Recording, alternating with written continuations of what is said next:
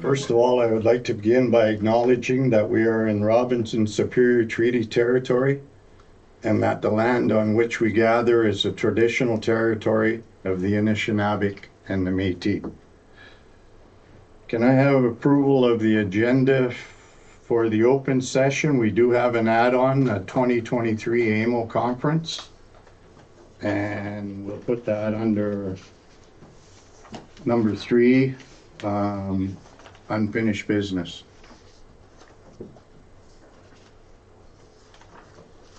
Any other additions, approval? Hearing none, has anybody got any disclosures of interest?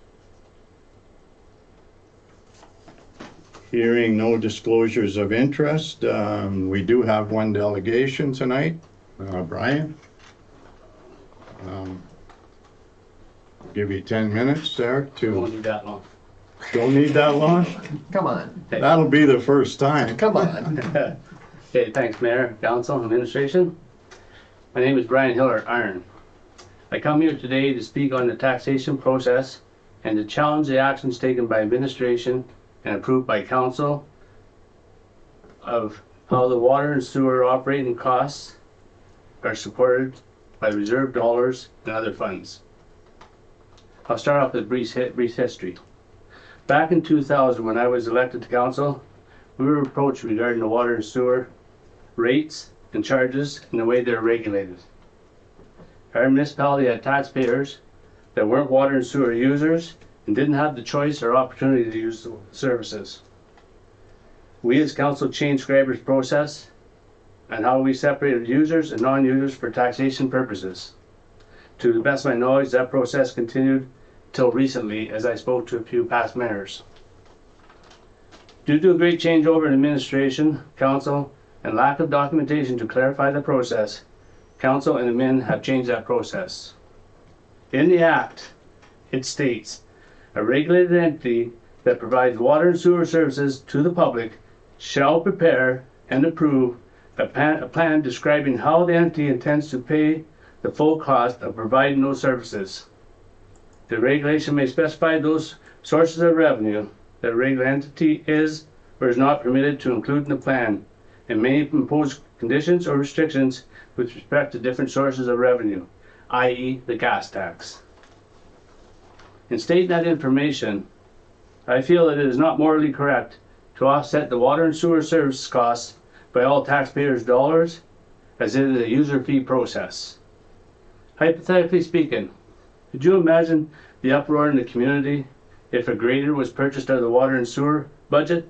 Everyone's water and sewer bill was increased to $1,000 a year till the grader was paid off? Not a good outcome. So in my conclusion, I ask that council review their policies and procedures as well as the water and sewer budgeting process and take the corrective actions to use the funds from the user fee entity to pay for the operating and capital expenses of that entity. Thank you for your time. Any questions? No, thanks. Sorry. Go ahead, Anne-Marie. When you're quoting the act, which part of the act are you looking at? You didn't happen to write that down, did you? No. Okay, I'll This look it up. part. Okay. No. Okay.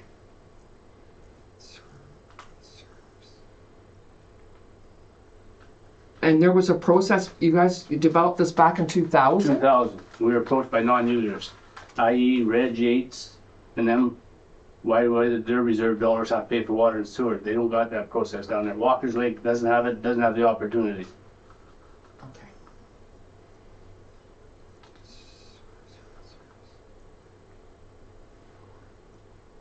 4 members of council that are on that have this effects to them directly.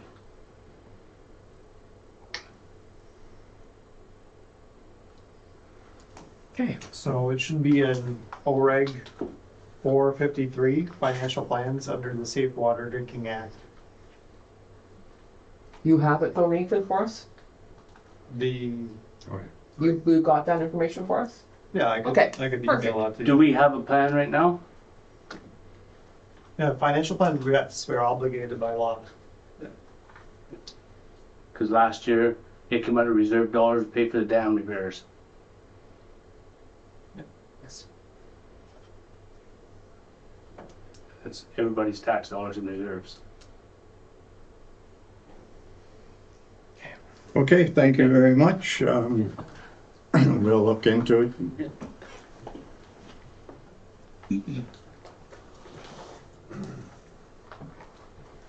Okay, next up is question period. No questions. No questions?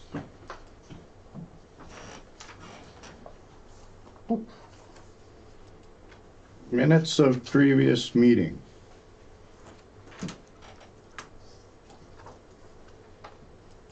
Resolution 205-23. Moved by Councillor Bryson, second by Councillor Burgeon, that the minutes of the council and committee of the whole meeting held May 23rd, 2023 be accepted as circulated.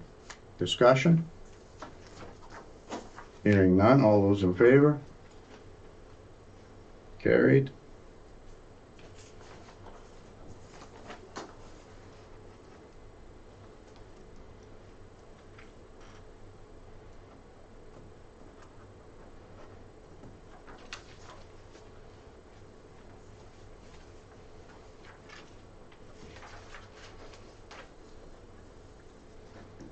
Committee of the whole recommendations. Resolution 206-23. Moved by Councillor Bryson, second by Councillor McGrath, that council transfer from the Nuclear Waste Management Organization Community Wellbeing Reserve Fund $1,473.47 to cover the cost of the LNG project as budgeted in bylaw 34-2022. Discussion? All those in favor? Carried.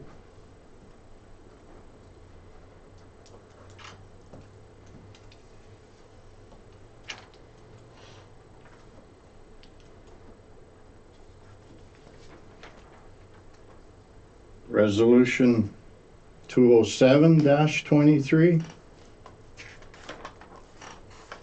Moved by Councillor Bryson, second by Councillor Burgeot, that council transfer to the water and sewer reserve $59,986.25, which represents 2022 surplus sewer revenue. Discussion? All those in favor? Carried.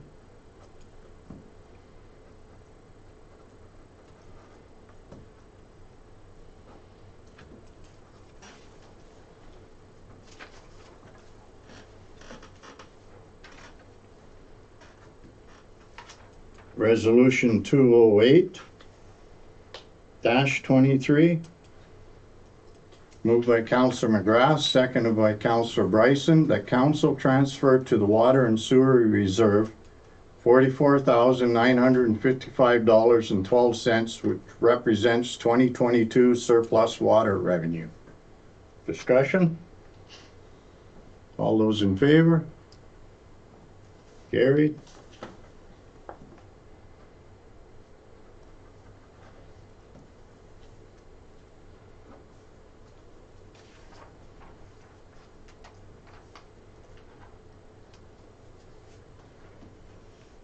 Resolution 209-23. Moved by Councillor Burgeot, second by Councillor Bryson, that council transfer from the Recreation Committee Reserve Fund $677, which covers the unfunded portion of the Reconnect Ontario grant for the 2022 Heritage Days events. Discussion? All those in favor? Carried.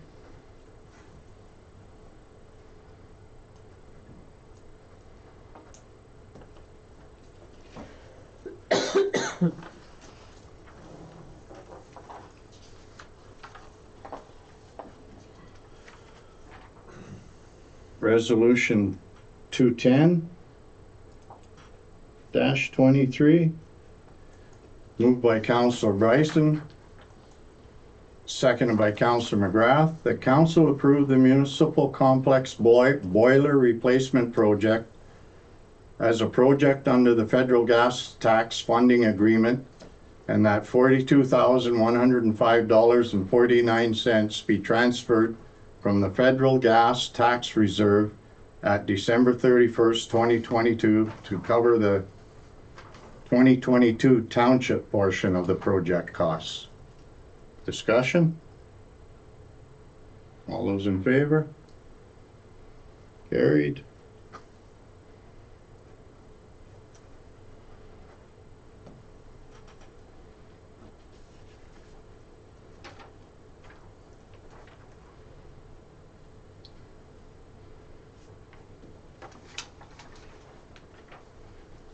Resolution 211-23.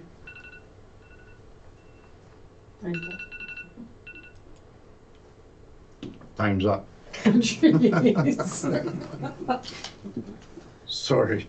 Resolution 211-23, moved by Councillor Burgeot, second by Councillor Bryson, that council accept the change order from Maine Rehabilitation Incorporated in the amount of $10,000 plus applicable taxes to provide temporary water connections for the east end of Ontario Street.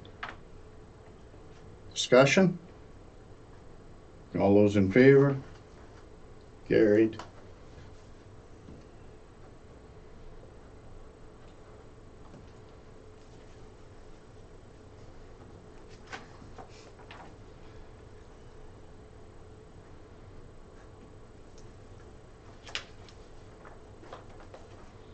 Resolution 212-23. Moved by Councillor McGrath, seconded by Councillor Bryson. The council accept quotation from Levesque and Son Contracting Limited in the amount of $5,787.20 plus applicable taxes for line painting in the township of Schreiber. Discussion? Nathan, remind me, honey, just occurred to me. When are they coming? Tammy, do you have the date confirmed? We're hoping the end of June. End of June? Yeah, he's just waiting for his white paint to arrive. Okay. Sorry. That's okay. That's all those in favor? Carried.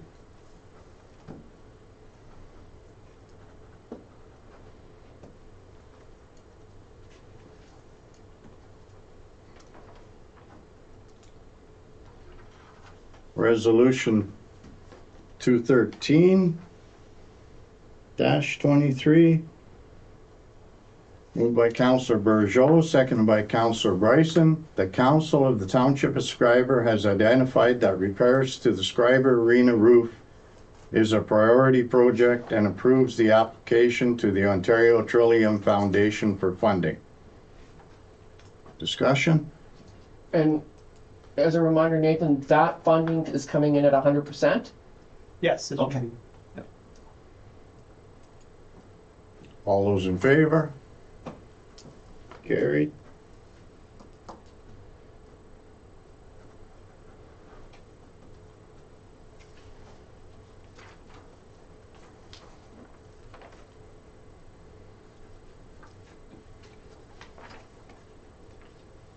Resolution 214-23. Moved by Councillor Burgeot, seconded by Councillor McGrath, that the council of the township of Schreiber support resolution 328 of the municipality of Tweed with respect to Bell Hydro infrastructure. Discussion? All those in favor? I had reached out to Hydro One, awaiting a response. Perfect. Provided to you if I do get a response. Well, we're gonna keep after them. That's good, Nathan. That's good. We're gonna keep after them.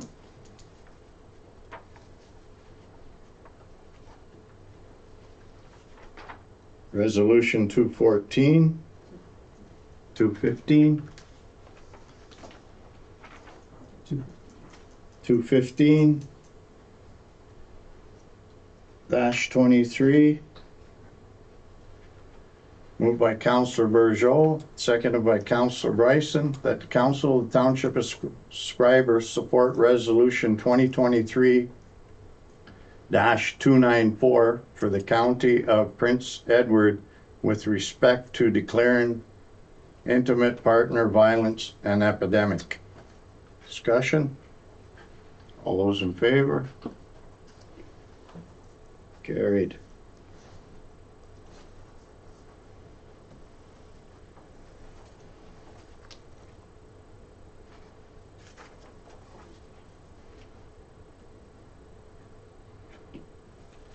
So we'll move on to accounts for payment. Resolution 216-23.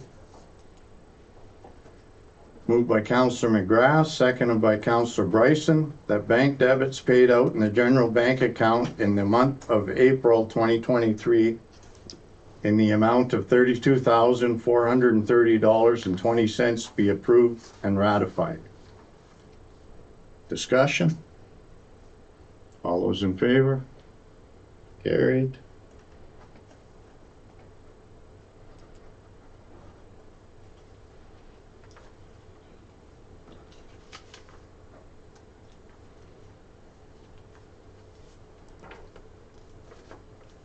Resolution 217-23, moved by Councillor Bryson, seconded by Councillor Burgeot, that checks issued on the general bank account in the month of May 2023 in the amount of $218,413.92 for general accounts payable be approved and ratified.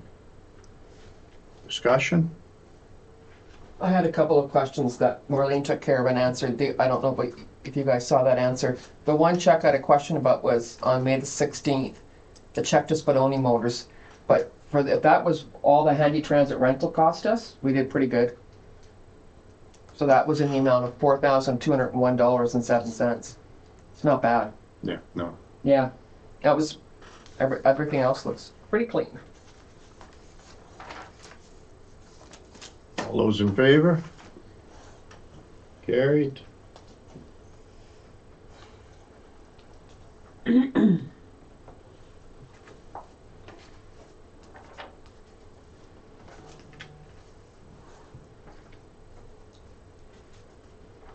Resolution 218-23, moved by Councillor Burgeot, seconded by Councillor McGrath, that bank debits issued on the general bank account in the month of May 2023 in the amount of $54,000 and $57.58 for payroll be approved and ratified.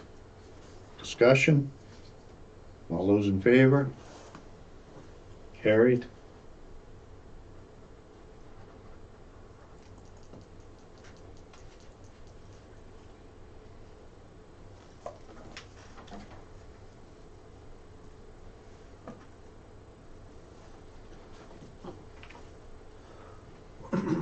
Unfinished business.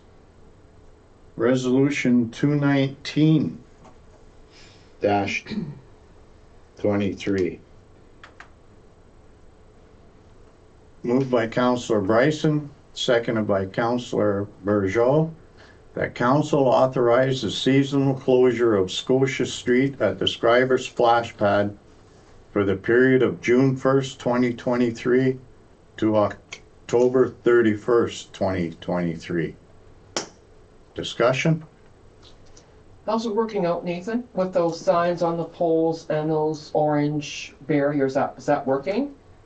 Have you had any issues? I've heard a few issues of vehicles that were going through since I think the stone was put there. I haven't heard of anything else. Have you heard any other reports, Tammy? Every time a new path is established, he puts another rock there. Okay. So that's why that boulder's on the corner?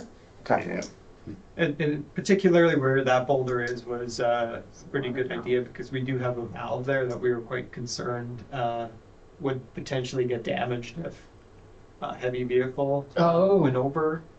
Yeah, we were seeing dually marked, so something heavy has been cutting their corners, probably a transport of some sort. Any complaints from any business, commercial or otherwise? That we I have closed it? not No? heard Oh, anything. about being closed? Yeah. Yeah. No, Okay. no, but there's been some issues down there, and I personally can hardly wait for a security camera to go down there. I'll I tell mean, you, it's got to stop. Like, I would put a trail cam down there in the meantime. like issues with With the vehicles small going through vehicles? with no respect to a road Yeah. closed. Yeah, I've gone downtown a couple of days, and especially the warm days, there had to be, I'm not even exaggerating, 50 kids out there. oh no, Like, you'd want to be darn careful. Like, I didn't even want to pull into that parking lot. I thought, no, I'm just going to park over here, way out of the way. Because there was a lot of kids out there that day. one day I seen two ATVs parked on the sidewalk. They just, I don't know, yeah, lack of respect. I don't know. that's what. But anyway, there's a need. I hope later on you guys realize as much as I do, there's a need for a security camera down there. No, I think it's a good idea. We have to protect our What do infrastructure. you think? Oh, 100%. I mean, Yeah. that'll be a come up later in budget or Yeah. whatever. Today must have been busy down there with the warmer weather. I would imagine. Apparently it wasn't that No. anytime I went by anyway, but I mean, no, it's well used though. Yeah, every time I drive. Nothing by but positive comments about it, and a job well done by everybody that was involved in that. Okay. So, all those in favor? Carried.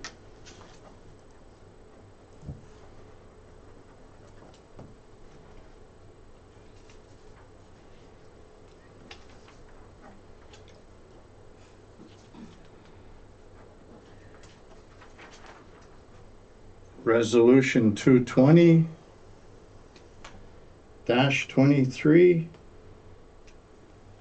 Moved by Councilor McGrath, second by Councilor Bryson. The council authorized a donation to the North Shore Harvest Cupboard in the amount of $50 in the memory of Morris Zapperzan. Discussion? All those in favor? Carried.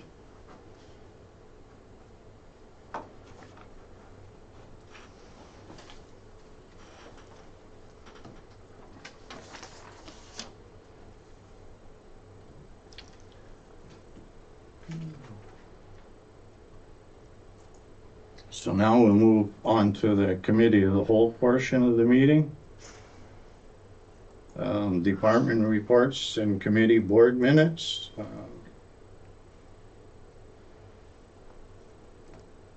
Number 1, Treasury Report, 2023 postage machine lease.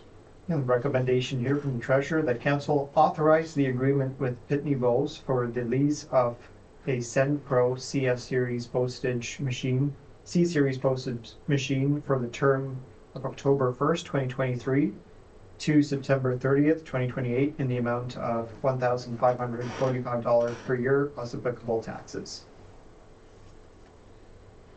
I see that's cheaper than one right now, eh? Correct. Yeah. Mm-hmm. No, That's a lot of mail you send out, 6,000 pieces of mail. Yeah. But Marlene's done her homework. She's quite right. Pitney Bowes is about, Yeah. it's the best price. So why not stick Yeah. with something you know? Yeah. definitely. More efficient. Send No out. complaints with this machine or service. We're all good with that? Yeah. Bring it forward, sure.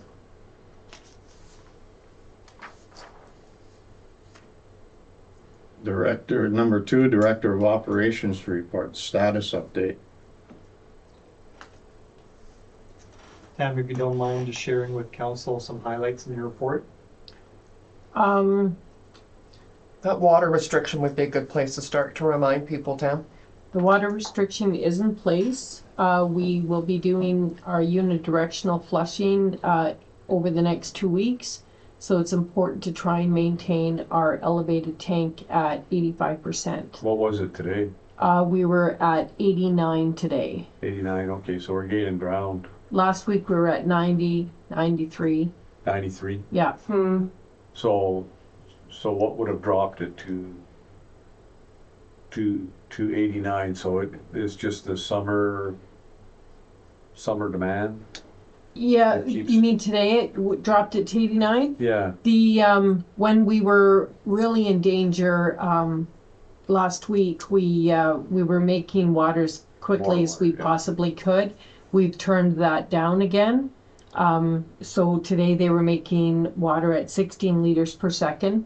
And that's trying to judge the turbidity at the filters to make sure that we don't go on a boil water.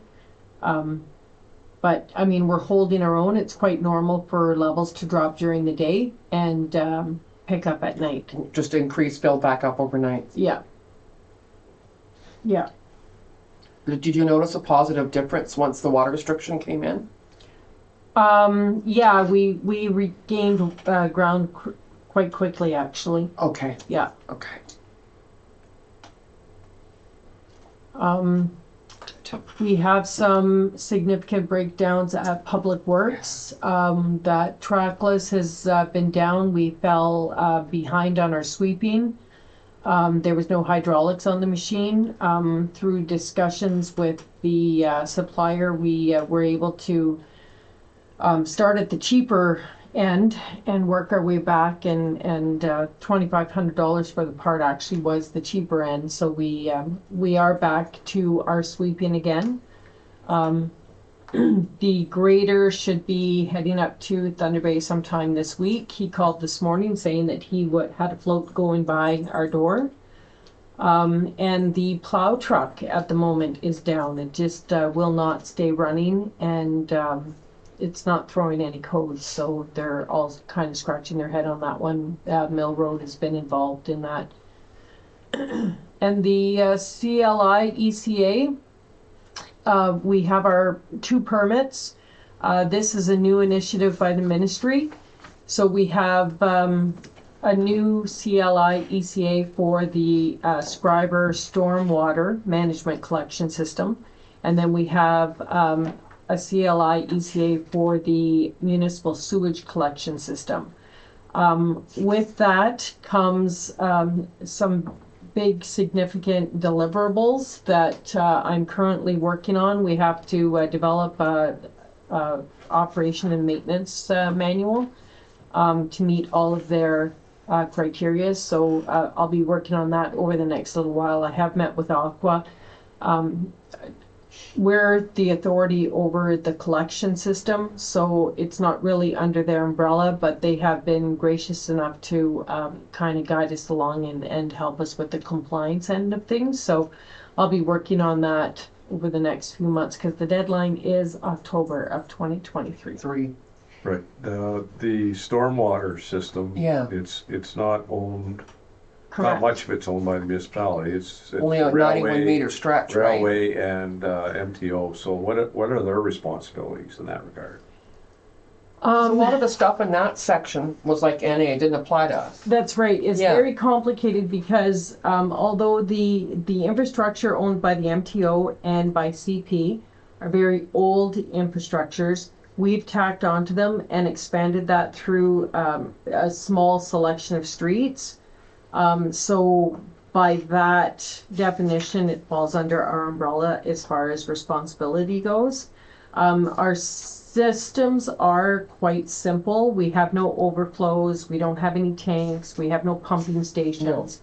So in that regard, it'll be fairly easy, but we also have to develop a lot of standard operating procedures that will illustrate our maintenance to maintain those 2 systems. But if there are expenses to maintain those systems because they're owned by those other 2 organizations, then what responsibility would they have to pay for those? I'm not sure, actually. It would definitely be a conversation with both those parties. I expect that they would pay for the infrastructure that's on their property, and then once it hits town property and we start tying into Yeah. it. So I think it's a joint effort there. It depends on where the problem occurs. I know that came up earlier this year about, I don't think it was one particular railway or the other, but there were some issues with, That was there in correspondence. I think it was railway tracks and drainage. yeah, they didn't feel they had any responsibility Yeah. in paying for any infrastructure repairs or maintenance, so it'd be good to have that conversation. Mm-hmm. So I mean, I think that's something to get these certificates in and of itself. It's a big deal. Yeah. But that's kind of my thinking too. The stormwater management just seemed like that whole Appendix A, it's just a ton of paperwork. Yeah. Okay. But the other certificate, municipal sewage collection, there's not a whole lot of NAs in here, Tim. Anyway. Seems like a lot of this is on us. I mean, So- it was definitely a happy story that we got the CLI ECAs on the first attempt at the application, but now the work starts. And these things are good for 7 years? Yep. Wow. Okay. So this is where it's like the paperwork end of things. Yeah. Okay. Okay. And then to wrap up my status report, you'll see the priorities that came out of Jason Nesbitt's presentation about White Sand Beach, and my responses to how we as a township can address many of them. Yeah, that was good. That was helpful. Thank you. So, the whole idea about grass being erosion control, that makes sense. Yeah, like, that was the question, how do you just go in there and disturb the shoreline on a lake? You can't. Yeah. This day and age, you can't do that anymore. No. At one time, I guess, it was done, but now it can't be done without incurring penalties. So, And our land use permit has some restrictions on it as well that we have to consider. Yeah. Okay. So smoothing out gravel and smoothing out the road and stuff, that's stuff that can be done. For right now, that's the easy thing. The rest of it we'll have to look into. Yeah, Corey's already been down there with the loader and he's backbladed the parking area. So Okay. he's already made that better. We've had a good examination of the washroom. And we think that we can fix that with town forces as well. It's just gonna take a jack to jack up the corner, put some blocks under it. And then we'll put some backfill, so that it's not such a huge step out of the building to make it more accessible. so you don't need new ones. We do not. Okay, Okay. Yeah. that's helpful. Now, the stone wall, that was the other one. There's already a retaining wall there, but that separates the Yeah. parking area and the beach. And again, anything beyond that on the beach cannot be touched without the proper permits. So, I mean, you can clean up the grass on the parking lot side of the Yeah. retaining wall, but that's about it there. Our land use permit won't allow for fire pits, and there's no policing down there for that sort of Yeah. thing. Yeah. They'll just end up cutting wood out of there won't be any trees left Yeah, down there. especially when there's a restricted fire zone that. Yeah, Yeah. And The- playground structure, I'm not even a little bit surprised at. There's there's so many rules. no structures allowed. Yeah. I propose that we further remove that hydro pole that's stuck in on the beach. It's kind of got a mean lean to it, and the sign is so high, it's not even Yeah. at reading level. So if we remove that, we can install 2, 4x4 posts and mount a new sign that's more relevant to the township.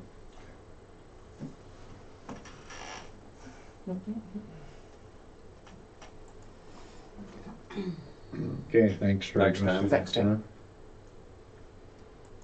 Okay, an update on Ontario Street water main. The recommendation here that the council of the township of Schreiber accept the change orders 2 to 6 in the amount of $24,425 plus applicable taxes for changes to the Ontario Street water main upgrade contract with main rehabilitation. Ultimately, while the $24,000 is what you say over what we were budgeting with this contract, it is within our overall project budget, as our funding will cover a portion of this contract value. So really, what we'd have to pay into it would be approximately $4,000. Right. Because one of these change orders was actually for credit, right, Nathan? That's correct. Yeah. Okay. So then the only note I had is that,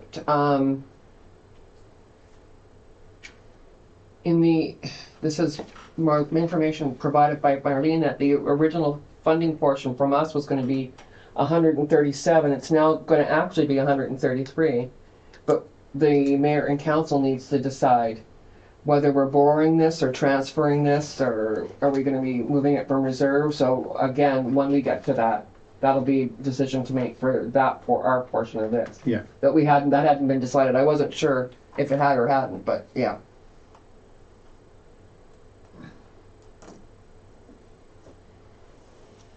That was a nice surprise, getting that credit. Yeah, yeah. Now, and that job is complete now, right? They'll be here next week to do the pavement, and then it will be complete. Are you doing show and tell?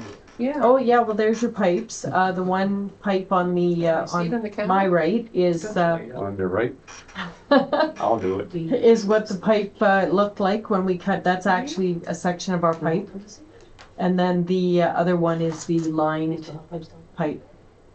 With the calcification or whatever you call it. Yeah, that all gets scraped out, Yeah, and then they reline it. so what do they how do they scrape that out, It was a really cool process Yeah. to watch, actually, and it was just they're metal blades sort of thing, and they're pressurized, and then the water pushes it through, and they've got winch cables at each end, and they just pull it through, and the water coming out at the other end was just gold, that color. Yeah. And then once it's all done, they have another attachment that goes on the winch cable, and it starts spinning, and that's what feeds the cement through as it goes through the line, and it coats the inside of the pipe. So pretty high tech. Yeah, it was very cool. Yeah, I just caught the Procedure end to of see. it there when I didn't really understand what was going on, but Yeah, it's pretty cool. They are very efficient. They did that whole part in 6 days. yeah. So good for another 50 years or so. Theoretically, yes.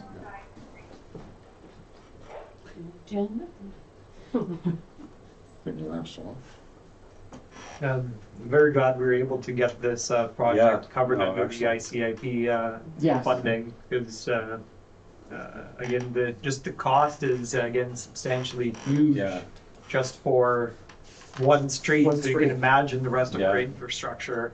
Well, it came in, right, Nathan? Let me just see here. $488,000 to do one pipe on one street. Wow.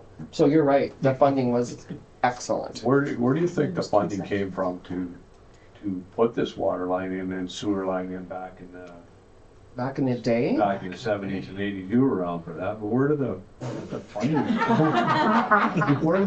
come from? That must have been huge. Back in them days, I didn't care where the funding came from, water, as long as there was beer. As long as you're getting paid on day. No, I can't, I'm sure That must have been obvious either, it's fun. significant to fund that. Yeah, because they were doing more than one street at the time. Yeah, like one Well, they summer- did the town in 2 sections, I believe, if I Yeah. remember correctly. Two Yeah, contract, well, 2 yeah. phases. Yeah, I can't even imagine what that cost. There had to be funding. right? There just had to be. But ever since Walkerton, anything to do with water is just Yeah.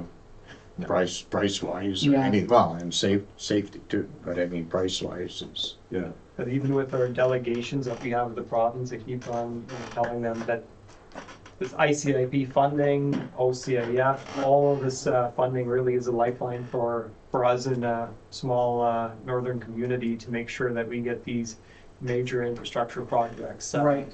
addressed. it's, other than paving, I'm just, glad to get that job done Yeah. and, Yeah, that's a big one off our plate for sure. yeah, hopefully this, well, it will cover their concerns. Okay, Director of Operations, Cemetery Cemetery bylaw. bylaw update. So 2 recommendations here. First, that the Council of the Township of Schreiber change the cemetery bylaw to eliminate winter burials, to use the brick shed as the vault, and to build a garden shed. And that the Council of the Township of Schreiber update the Schedule A for the cemetery price list. is that normal in other communities, to have a vault in their cemetery? That's correct from the research that we've done. If you don't mind, White Is River, that- White River, Manitowoc, Marathon do not do winter burials. But is that common practice for a municipality to store Yes, in this area, in this area? yeah. Okay, I always thought that would be a service of a funeral home. No. Even up in Chapel, they don't do winter burials, and they have a vault building right in the middle of the cemetery to store. Yeah, so is there any liability concerns with having a vault? I mean, I guess if it's secured properly? Well, I think if using that brick shed is that I think their liability would be minimal Well, that's it, if it's a secure building, then if it's a that's, secure building, right? And when I had asked questions, she's done admin has done all the research to say, yep, caskets will fit in there. yeah, It's a place that they can lock down. It's solid. It's not like something that's going to blow over. you know, this is a highly sensitive topic. Yeah. and Absolutely. It's a, exactly. this is a decision that is, even from the administrative level, is a very difficult decision to put before council. So we understand that you know, for those watching at home, really the what it boiled down to was we have to look at the risk of continuing to do winter burials and just the potential for damage is just significant. You're talking about a lot of snow that's present on top of, you can't properly see the markers. Again, when the ground is frozen solid and you're excavating, there's a high risk that you're gonna take out a larger chunk than intended.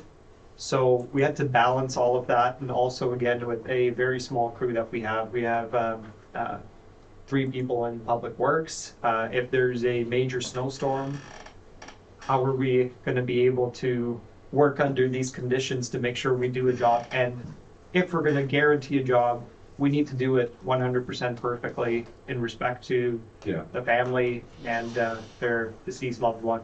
well, it makes sense.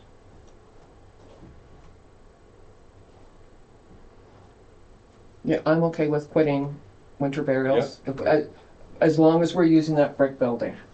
Yeah, well, yeah, definitely. Yeah, And the other portion of that was Tammy presented whether we needed another separate building for the tools. And my thought would be we do. yeah, I think absolutely. What do you guys think? Yeah. I don't like the idea of calling that building a shed in the summer and a vault in the Yeah, winter. no, No, it's gonna be a vault, it's gonna be a vault. yeah,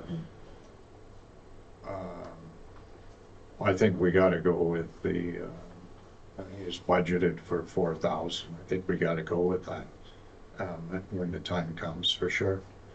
With the tool shed. But my question would be, just visualizing it is probably good for 3 caskets. Would there be talk of putting We've an upper measured, rack, I guess I'm gonna. we've measured out, the possibility of, 4 caskets going in there. Okay, And if we had a smaller casket, we could put 2 more across the back. no, okay, yeah. Okay. I'm gonna get into it, yeah. Sure. We've never had that many burials in one winter, but you're right, to plan for the future, you don't know, we might Right, have. I mean, should have a, So another question I had is like, who can be buried in our cemetery? Is there a certain criteria? Do you have to be a resident or a past Deceased. resident? No, what's that? Deceased. deceased helps. Deceased, deceased, yeah, that's important. It's open, like, in terms of our pricing, we have pricing for residents and then pricing for non-residents. So, yeah. I mean, some communities may have a restriction on who can be buried. Well, I think, Yeah, especially when I believe the room there is, I believe there is. Yeah, if the room's limited, like, it would be, you would think that it would make sense to, But To I have know restrictions. there's, I mean, it's not for certain times. but there's nothing in our, No, because we do Policy. we have pricing right for Yeah. residents and Okay. non-residents, and I'm just, yeah, So it's a it's bit open. more for non-residents, so Yeah. with regard to that, right, it's more an incentive for residents Right. to. Right. It's less expensive to have a resident, yeah. Exactly. Um, So then I guess the next thought of staying on A would be, when are we gonna start using that building as a vault? You're thinking like this October? I believe so. Yep. You're gonna start using it in October? Yep. So So- then you need, I think we got to, can a tool shed be built? Like, can those tools go someplace else and then we build a shed come spring? And then put the tools in there? Yeah, Or like, is this shed, I guess is my question, is this shed something that needs to be done right away, or can it wait till the spring? well, you have, like, if it's just hand tools, that's easily stored elsewhere, but there is that lawn tractor that we would have to try and find a spot to keep that out of the weather. Right. Would there be room at the town garage, Tim? And no, Okay. So then the third question becomes, where is this new tool building going to be located? it's going to be located behind the brick shed, between the tree and the shed. There's enough room to put a shed package in there. And the doors would open on the cemetery side? It would, yeah, they would open up at the end, so facing the columbarium. Okay. So we're not going to be, we have enough room to exit the shed without interfering with any plots. That's my question. Yeah. Okay. So you can still get for instance, that rotting lawnmower Yes, or equipment out of there without impacting any of the local graves that are yes, around that I've area. considered all of that. Sense?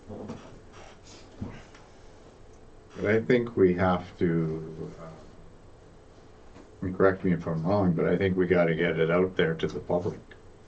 Like, I don't think we can wait, for the first person, No.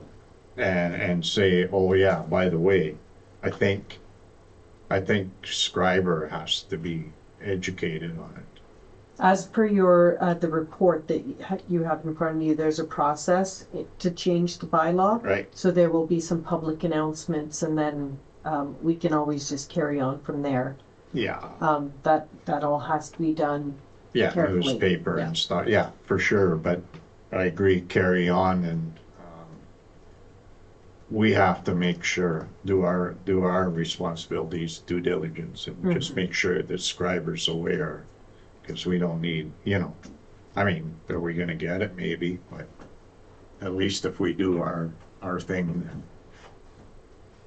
we notify, yeah. So these, filing these bylaws and then going to the Bereavement Authority of Ontario could all be done between now and October? Generally, the last time they did it, it took 2 months. Okay.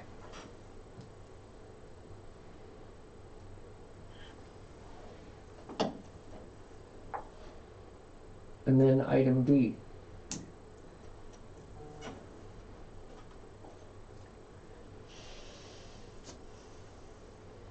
So, Okay. Item B is an adjustment again to your pricing. So that was again, the recommendation was that the Council Township of Schreiber update the Schedule A for the cemetery price list. It looks like from some research we did, the last time the pricing was updated was in 2015. I believe, when looking at a lot of this pricing, Tammy, you had also compared to neighboring municipalities. And I believe we were quite low originally on the list.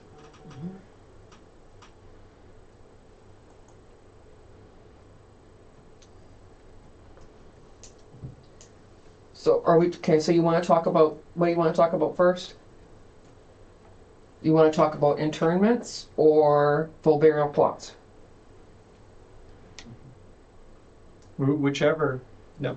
Well, for internments, the Township of Schreiber currently charges $700 for a resident and $950 for after hours. While comparing this fee to surrounding townships, keep in mind that Schreiber is unique. what So, page you on that? I'm on page 2 of 3. Of that, what we're talking about here. So in your attachment, Yes. if you're following along electronically, it Yeah. will be 22 of 24. Sorry. Okay. So that's where we're talking about raising the internment from 700 to 950, and for full burials, and cremains from 125 to 150.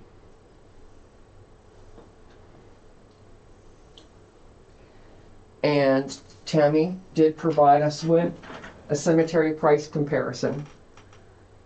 So if we talk about full remains, Manitowoc's charges 400, Marathon 1200, Terrace Bay 900. We're currently at 7, though we'd like to raise it. Nippigan 440, Thunder Bay I don't think it's worth mentioning. Dryden might be at 798. So we're thinking of coming from 700 to 950. Go away. I mean, so it just in price comparison. Where is that? I've That- seen it earlier today. That was in an email in an email. that For when I had asked Tammy for more information. That's from Tammy? I've seen that earlier today, but I couldn't remember. Tammy or Nathan, one It of would you be sent for it to me. me, sorry. For me. Okay, I'm looking for it. So if we went from 700 to 950, we'd be lower than some communities, higher than others.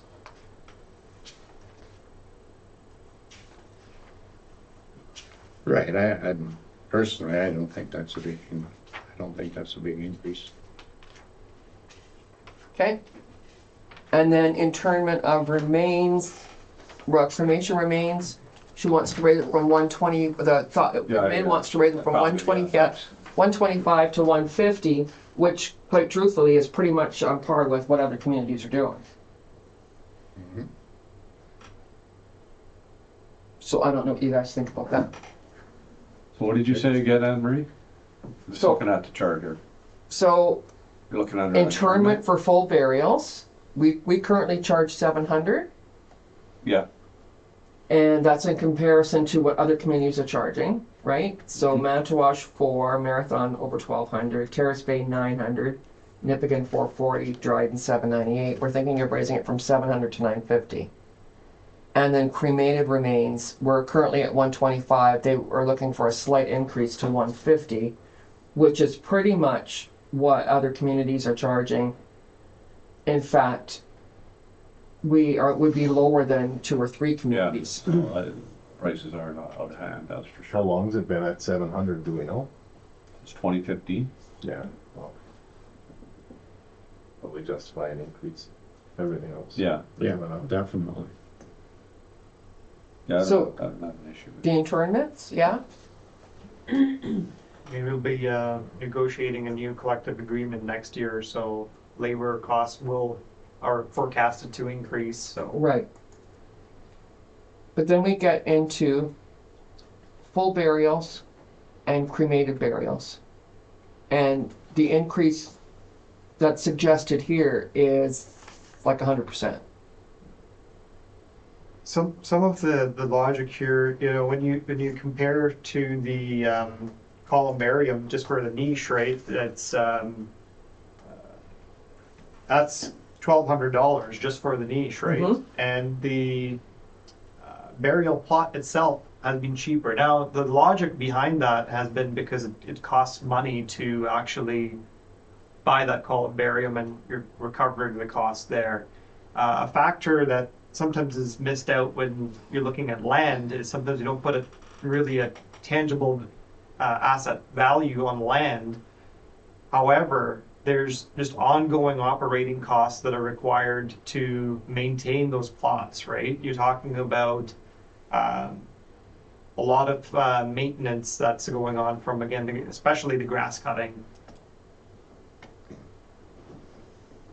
And this is, 100%. and this is again, one time someone will pay the fee, right? But in perpetuity, we have to take care of the grass cutting. So that's some of the logic. But we do, there. but in perpetuity, we charge a care and maintenance as well. And our care and maintenance, with your intended increases, would put us we'd be the most expensive community along the North Shore for care and maintenance. Just.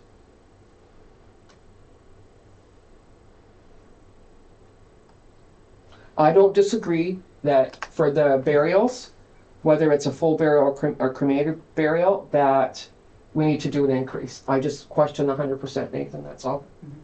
I'm just, going from 400 to 800 just seems a little steep. And I realize that the last time we looked at this was 2015. I appreciate you sharing that with us. But I don't know what you guys think.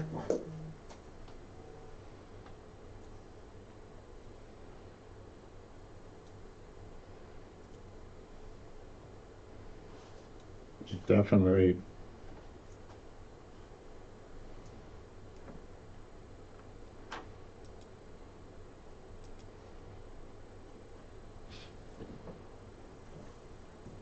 Definitely got to be an increase, that's for sure. 650.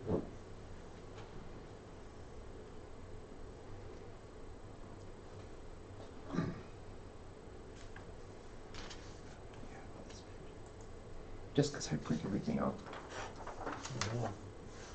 What do you think, Dan? Yeah, well.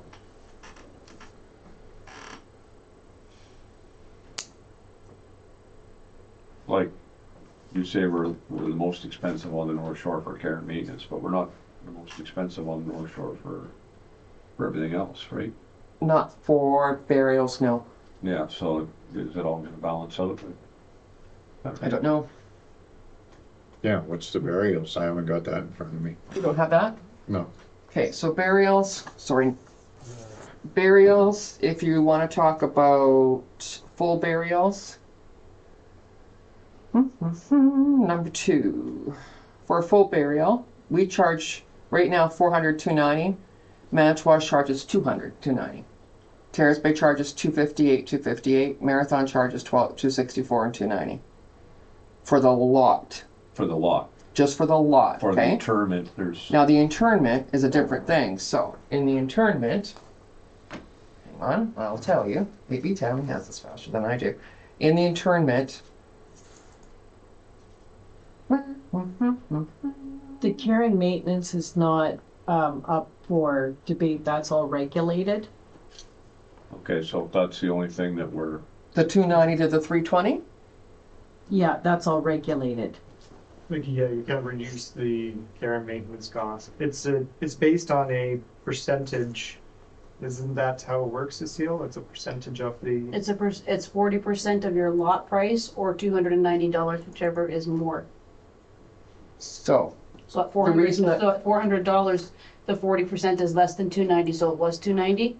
At 800, the 40% is 320, which is higher than the 290, so you go to 320. so you go to the 320. That's legislation. So the care and maintenance then is based on the actual price of the lot. It's not a It's standalone. included in the price of the lot. Okay. So.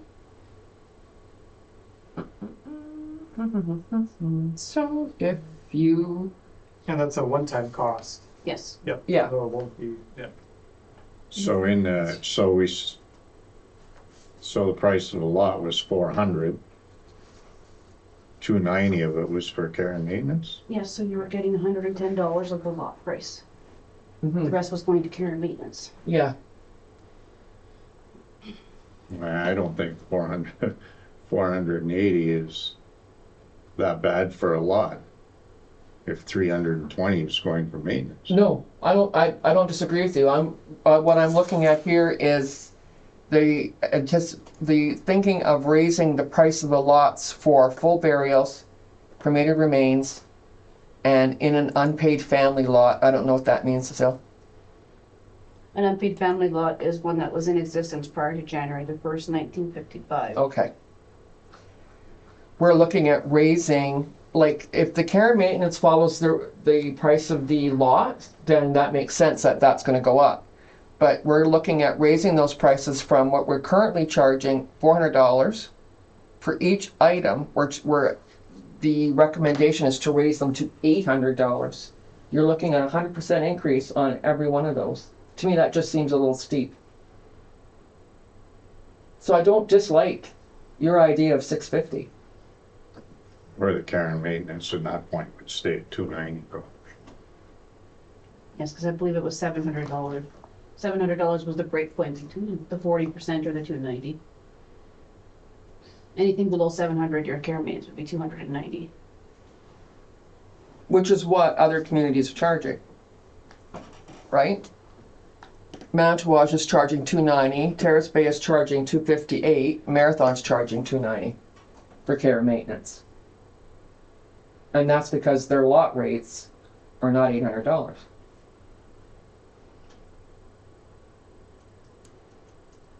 So if everyone's in agreement with that, what we can do is look at what the percentage increase would be for the 650 and then adjust the pricing accordingly. It's up to you. What do you think? And there's also the non-resident side of it too. Yeah. Okay, I'm good with that. What do you think, Benji? Yeah, That's on the resident side. against it. Well, all I'm saying is whatever that, whatever the calculation of the percentage increases on the 400 to the 650, we can calculate that and do that with the rest of the pricing. Apply to the rest of the pricing. All right.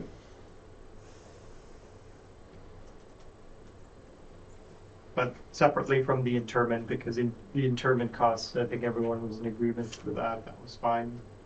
Yeah, the interment, I have no problem with. Even the lot, I have no problem with. But it was the burial costs going up 100%, just Yep. under Schedule A of this Yep. price list. I just thought that was steep. Oh, you know what? With all the resident rates right now, at all at 400, so that would be 650, and we'd probably look at then doubling it to, or whatever that ratio is from the 840 to the 650. We'll just have to calculate that. Mm-hmm. We can do For the that now. non-resident. Yep. Yeah. So that's really the non-resident really is the only one that would be affected with that. And then the care and maintenance follows that 40%. Yep. So you're looking at an increase in all three categories from 400 to 650. Yep.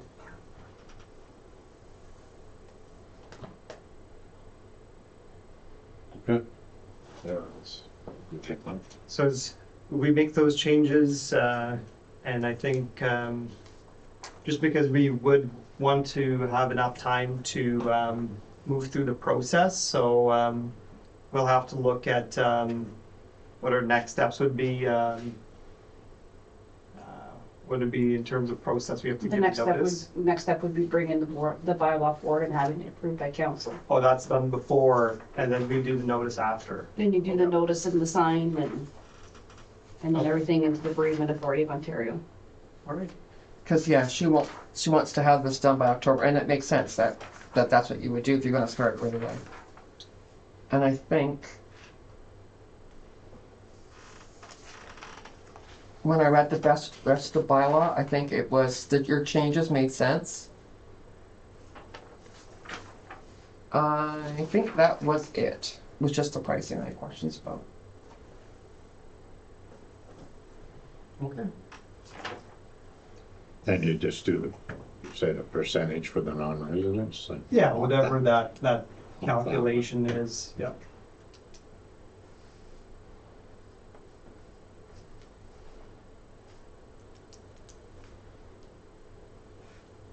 Okay. Number 5, Director of Operations report, Cook Site spillway repair and library steps.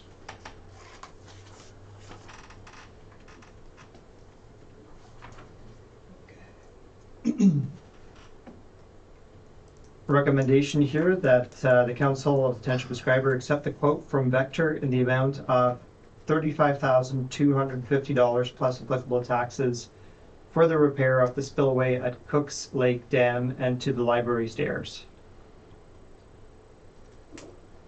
Tammy, did you want to just explain to council again the urgency of why this is being essentially locked in as per your proposal into our capital budget? Okay, the spillway, Vector identified as being in worse shape than what the dam was actually in. So it's urgent that we complete it this year. If we don't have resolution to give Vector the go-ahead, we will not have a slot. They have a full slate of jobs already for the season, and we only have the end of June as an opportunity to get this work done. So Tam, explain to me what a spillway is at the dam. What are we talking about specifically? Your dam is there holding back the water. Right? When the water raises higher than what the dam is, there's the spillway that's a little bit lower than the dam, diverts the water into the creek. And the problem with that spillway right now is? It's crumbling. All of the rebar is showing. It's severely cracked. There's a lot of spalling. And if that breaks away from the dam, that will be a huge support to the dam not there anymore. And this company is very specialized. Yeah, Vector, they have the equipment that they put little plastic nipples in the crack, and then they have a hydraulic pump that pumps. It's a fill that's actually thinner than water, and it pressurizes the crack, pushes all the water out, and seals the crack. So they're very specialized to dams. And there's no one else in this area that does that kind of work that's available right now. No, my predecessor in the past was in contact with a company that has fallen off the face of the earth. We're not quite sure where they're at. Yeah. So I had to start looking, and with all the phone calls that I made, these guys were the only ones that did dams Right. of that size. And Tammy, do they warranty their work for a certain amount of years? Like if they fix the spillway, we can count on it to last. You know what? I'm not sure about their warranty. If that is such thing, because the dam's already existing. But if it's repaired, you probably will get another, 5-10 years out of it before we have to do any maintenance on it again. On the dam or the On dam? that spillway. Oh, okay. On both. Because when was the last time that was? The dam was done last year What, because we spillway? thought that was urgent, Yeah. but when they got here, the spillway Okay. probably hasn't been touched in years. Yeah, so it'll probably last Yeah. a while then. And then information from Marlene, you've got a price on here of 26,915.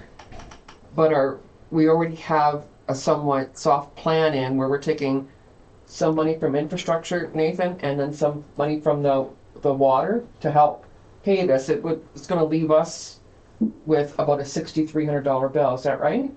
That was the research that Marlene did, yeah. Okay. And that's just for the dam. Okay.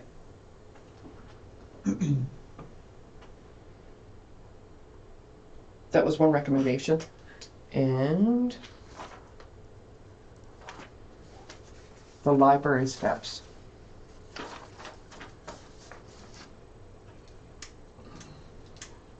I believe if they're coming down for if they're mobilizing to come down and do the dam, they may as well do the steps downtown. We gotta get them done.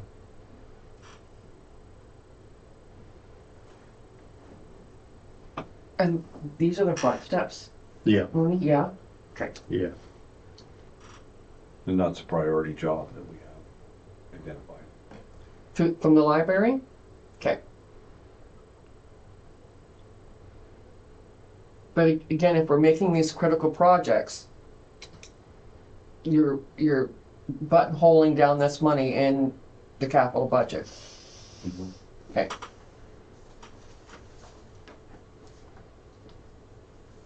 Does it make sense to look, because stairs wouldn't be such a specialized job, is there somebody that could do that part Locally, cheaper, locally?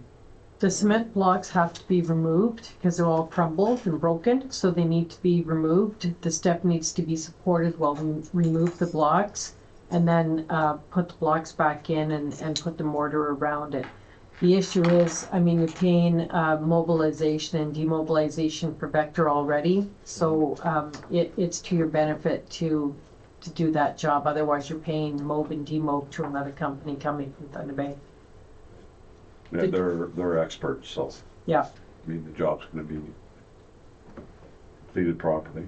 And this price though, Tammy, on Benji's point, $8,335, is it comparable if we had to look locally? Or is it Well, there's no lower one than? local that can do that kind of removing the blocks and putting them back in, supporting the step. I haven't found a contractor that has been able to give me a price on that. So again, I was reaching out to the Construction Association in Thunder Bay and getting phone numbers from their website and calling a number of companies. That research was done early in the year when we were preparing for budget. Okay. Yeah, I think,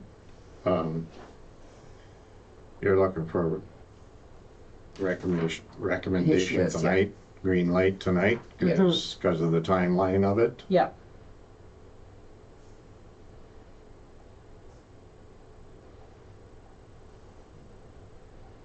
Given the additional information, as long as everyone's aware, we're buttonholing some more money down into the 23 capital budget.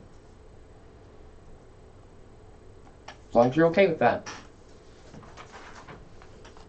I don't think the pricing is horrid. She's explained that they're critical repairs. The library steps, you're right, they've been up on the block for a couple of years, want to get done, so makes sense. I don't know what you guys think. What do you think, Dan? Yeah, I'm okay with it. Stuff that's critical needs to be done, so. Yeah. It's good at the end of them. Okay, then, you can go ahead with that one. Bring it forward and get a hold of, I think they said they could only June? Yeah, end of June.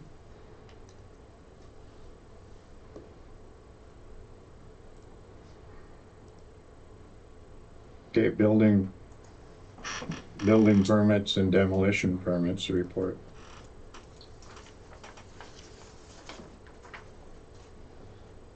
October, December.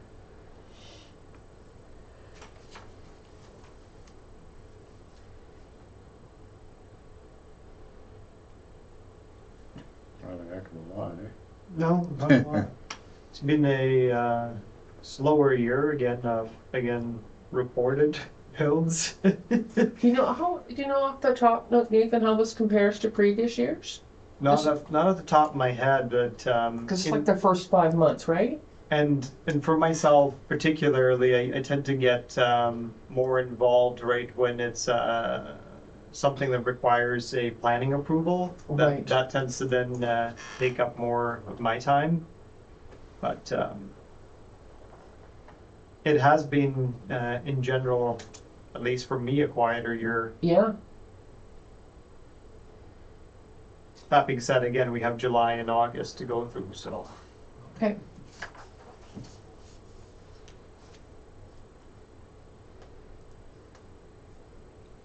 Okay, number 7, beautification committee, minutes. Just me for a second.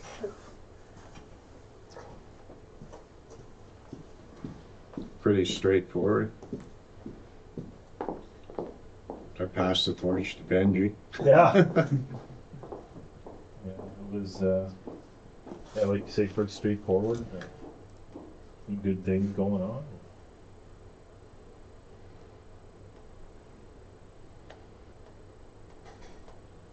I missed Okay. the start time a little bit on that meeting, so I missed the first part of it. Gonna be good on it. Number 8, senior program coordinator report. Yeah, I'll just touch base on what's been going on, just looking at the minutes and the report. Are you gonna do 8 and 9 then? Yeah, some of that stuff we covered already. Okay. At the last meeting and the previous meeting, so. So the summer barbecues have been laid out. It's been a change from Thursday to Wednesday now, so. Same menu. The location has changed to by the splash pad in, behind the benches that are behind the Schreiber sign there. Park sign, so that's a good location for us.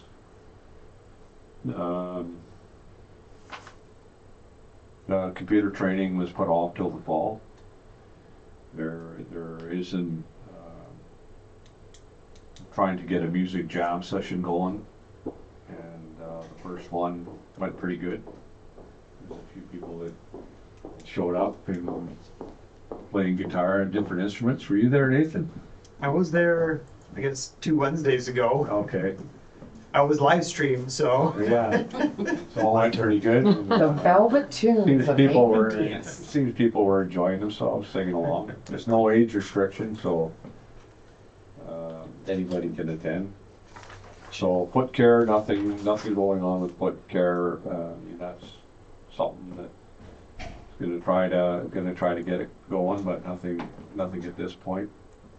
Movie matinee, we reached out to the I believe it was the public school, and they do not have a license, which is $1,000 to rent movies and screen them. So that's on the back burner now.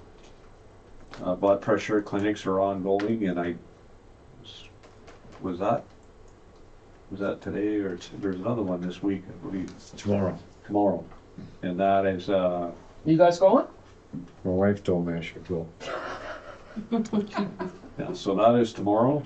The last membership count, 373 members with 62 new members. That's probably up. I didn't touch base with Kathy today to get the update.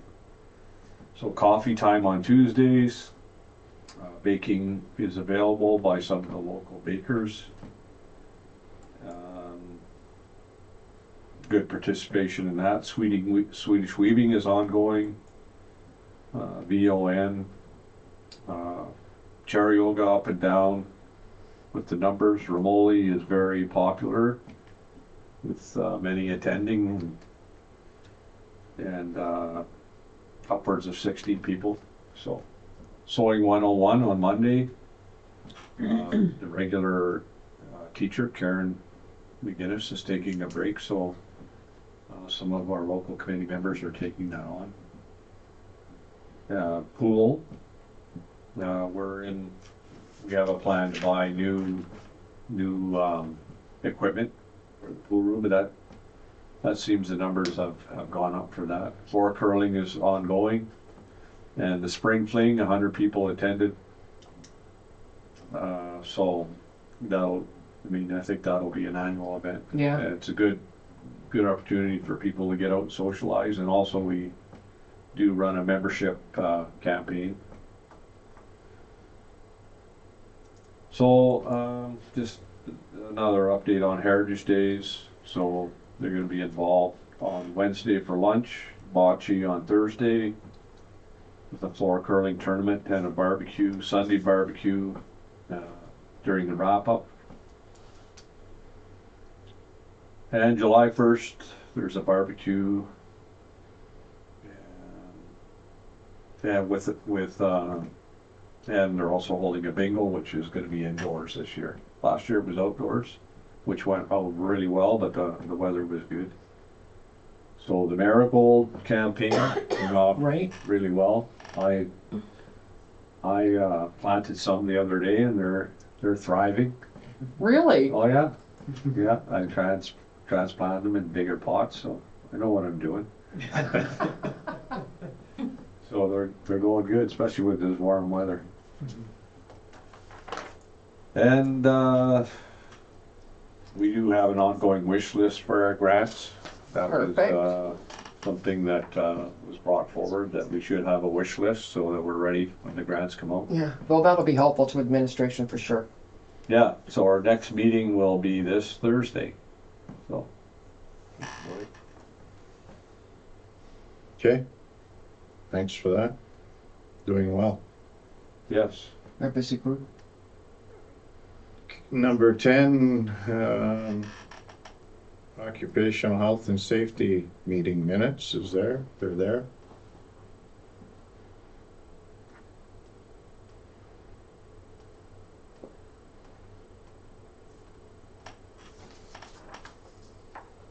And number 11 is your draft joint health and safety committee operating procedures in terms of reference. I believe this is also going back to the committee to review again, or is this, yeah. Main change, really the main change was just pertaining again to incorporating the library as membership. Again, part of the, want the library to be there, but again, Township of Schreiber is not their employer, right? So we have to sort that out. But still important to include their complaint, their concerns. Exactly, yeah.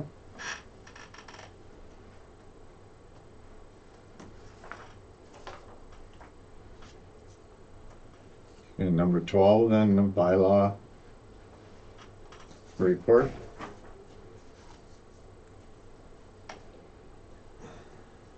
There's been a lot of issues with dogs. Yeah, yeah, could see that on the report. And cats. Yeah. And cats. And bird feeders. You go from winter snow-related issues and parking-related issues right into the wildlife and dog issues. Right. Construction material left unattended on Alberta Street. I see a trailer there tonight, blocking the sidewalk. Yep. Following up on that. Okay.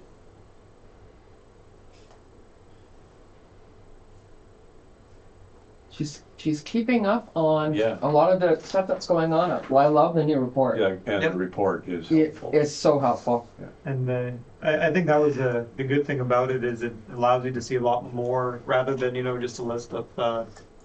We did this or that. No, this is really good. Yeah, it's quite a lot that ends up happening. So and again, every little bit has to be documented. So that takes a significant portion of time because we don't know what's going to blow up, right? Yeah. We documented the first time we seen a dog, but we have to do all our paperwork in case it escalates. Right. Gives us a good idea of of how busy that job is, by law enforcement officer, in Yeah. limited time That she's got to work, yes. Yeah. She does a good job. a lot gets done.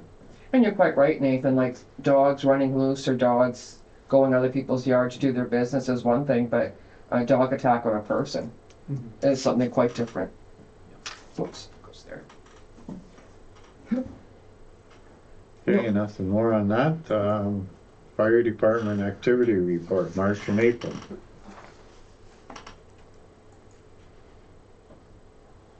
I see the chief's here now, so you got any questions for him? Where did they load up with water? Was that it was, well, you said raw lake water, was that?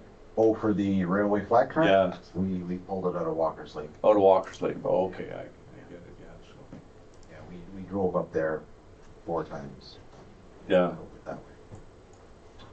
So is there any revenue With that, not really. with us, assisting CP with that operation? I can send them an invoice on man hours, but not as far as filling for the water.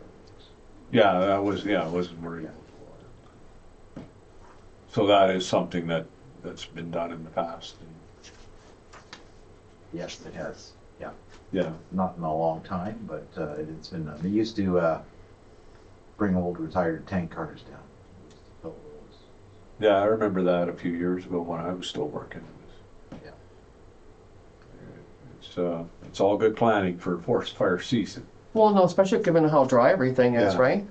Yeah. That's a no, pretty slick little setup. That's good. Yeah, there was flats mobilized to Chaplow, White River, Schreiber, Fola. So that's a good service that we supply as We help them out municipality, with, yeah. Yeah.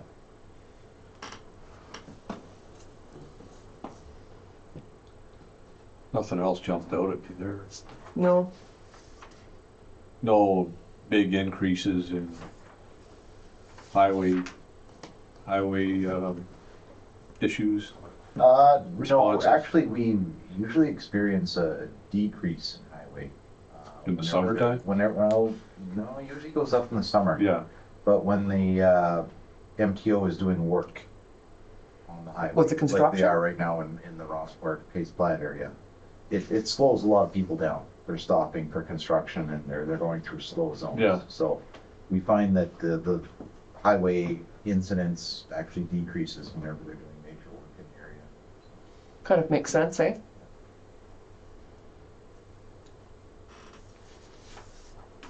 Okay, I'm gonna move on to number 14. The compliance results 2022 and Township of Schreiber compliance results 2022, both. Congratulations, Jan. Thank you. That's a job well done. yes.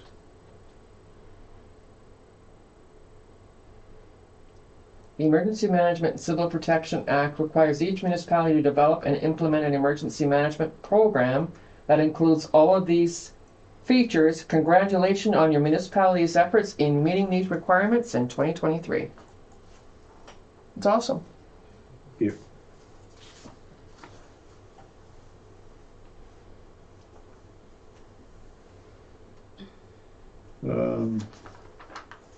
You already covered number 15. So Aqua, Schreiber Water and Wastewater Treatment Report.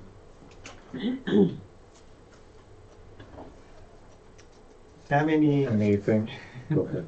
Way below, Anything? way below levels. It's, and Yeah, all these errors are still filters. Filter, Yeah. filter, filter, filter, filter.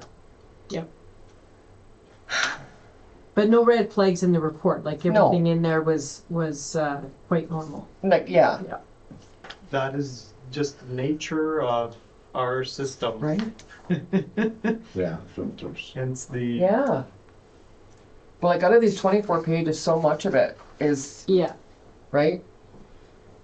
Filter 2, filter 3.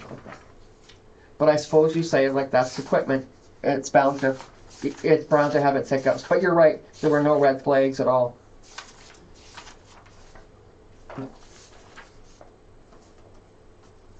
Okay, move on to communications then.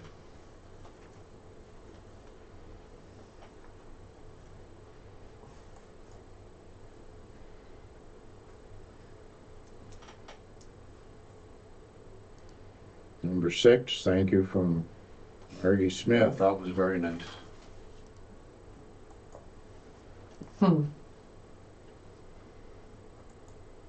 We'll be sending another one on her 100th birthday.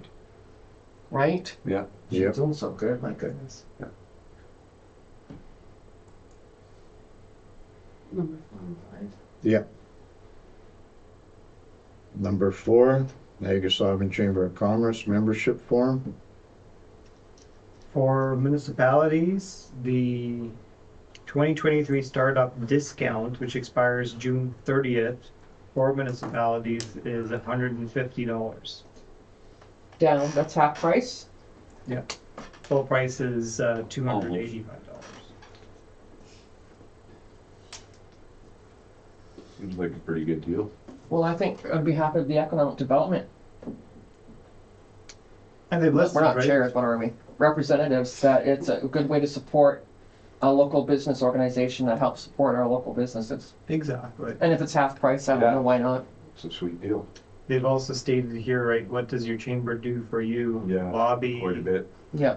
And directly for the municipality, right, they host the candidate nights. Yeah. Municipal election. Mm-hmm. Yeah. So yeah, I have no issue with that. That always runs smooth. Mm-hmm. I hate those lights though. They run out of time. All those nights. So I think that's good. I don't know if anybody just, I know you haven't asked, but the DSAB, in 2022, their annual report's actually on their website now. But if you'll notice, if you read those minutes, that in 2022, their program levy surplus is they're returning it as prorated back to municipalities because they had a surplus for 2022. So some of that money's going back down. Did we already receive that, Marlene, or not yet? They reduce it on their monthly invoice. Oh, There you okay. go. So that's highlights from DSAB. Okay, then number 5, finish off number 5, Terrace Bay Fish Derby Committee. May as well do what we've done in the past. Read, it says it right there, Mm-hmm. shirt and a hat. T-shirt and a hat. And is there anything you guys want to support? Resolution support? Well, we don't have any heritage buildings. Highway traffic act, rent evictions, we haven't seen any of that around here. Rental evictions? Yeah, it's a new thing down south. You get evicted because the owner wants to Yeah. renovate. I don't think I'm that big of an issue up here. Okay, then.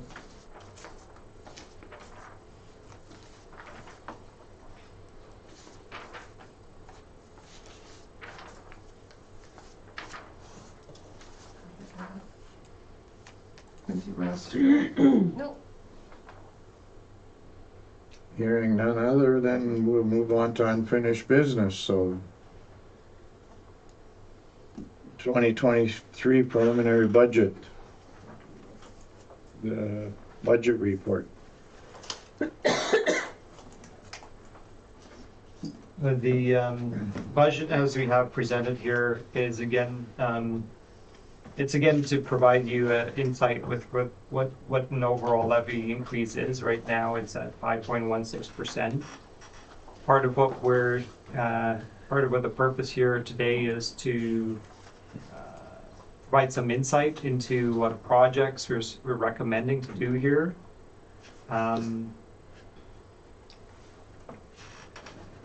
Marlene, do you want to take over and introduce it? Sure, so the direction that's being requested is that staff be directed to bring forward the 2023 budget bylaw with a 5.16 increase. The, what everybody is wanting to know is the impact on $100,000 of residential property would be $246 approximately per year as an increase. You may recall in February, the tax policy report provided council with the $238, I believe it was, at a 5% levy increase. So it's coming fairly close to what was presented back in February. The one thing to recall is that your asset management plan is recommending increasing tax revenues by 2.8% each year for the next 20 years. There is little in this budget that's before you as transfers to reserve. Would be in your water and sewer that are already approved for 2023, as well as I believe it was in the landfill. Your capital list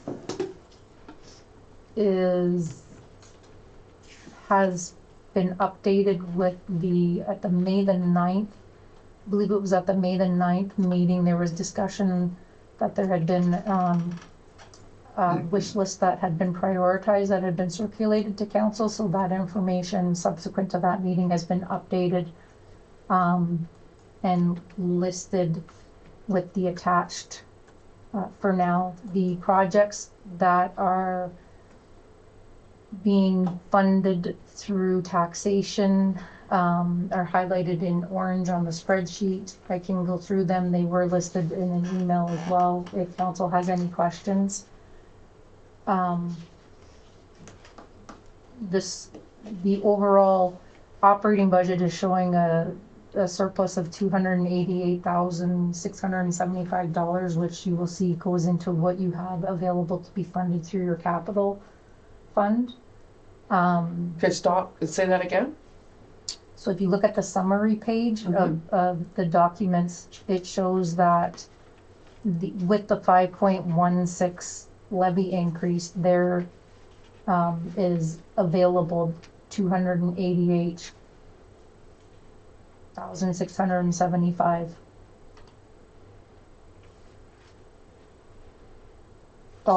for the capital. So if you go to the wish list.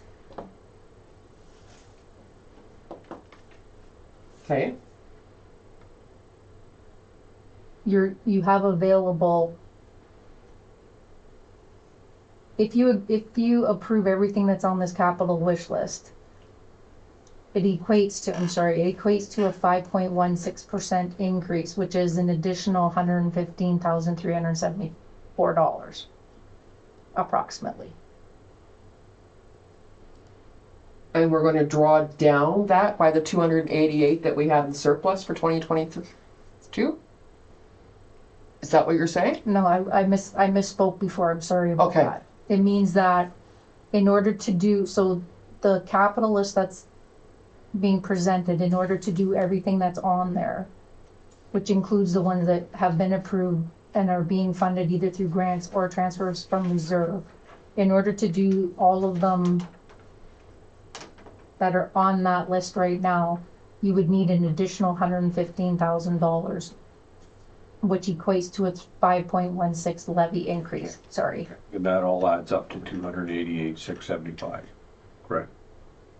What's left on the capital list, yes. Yeah. Yeah. If we approved everything on this list. Yeah. And some of it has been pre-approved, right? That's correct. Okay. I got notes with motions. Motion numbers for the ones that have been pre-approved except for tonight's amounts. I haven't got those on here. Okay. We want to go through some items on this list and discuss what Yeah. is relevant. Yes. Yes? Okay. The reds are probably a good starting point. You're going to look at capital? Yeah. Okay.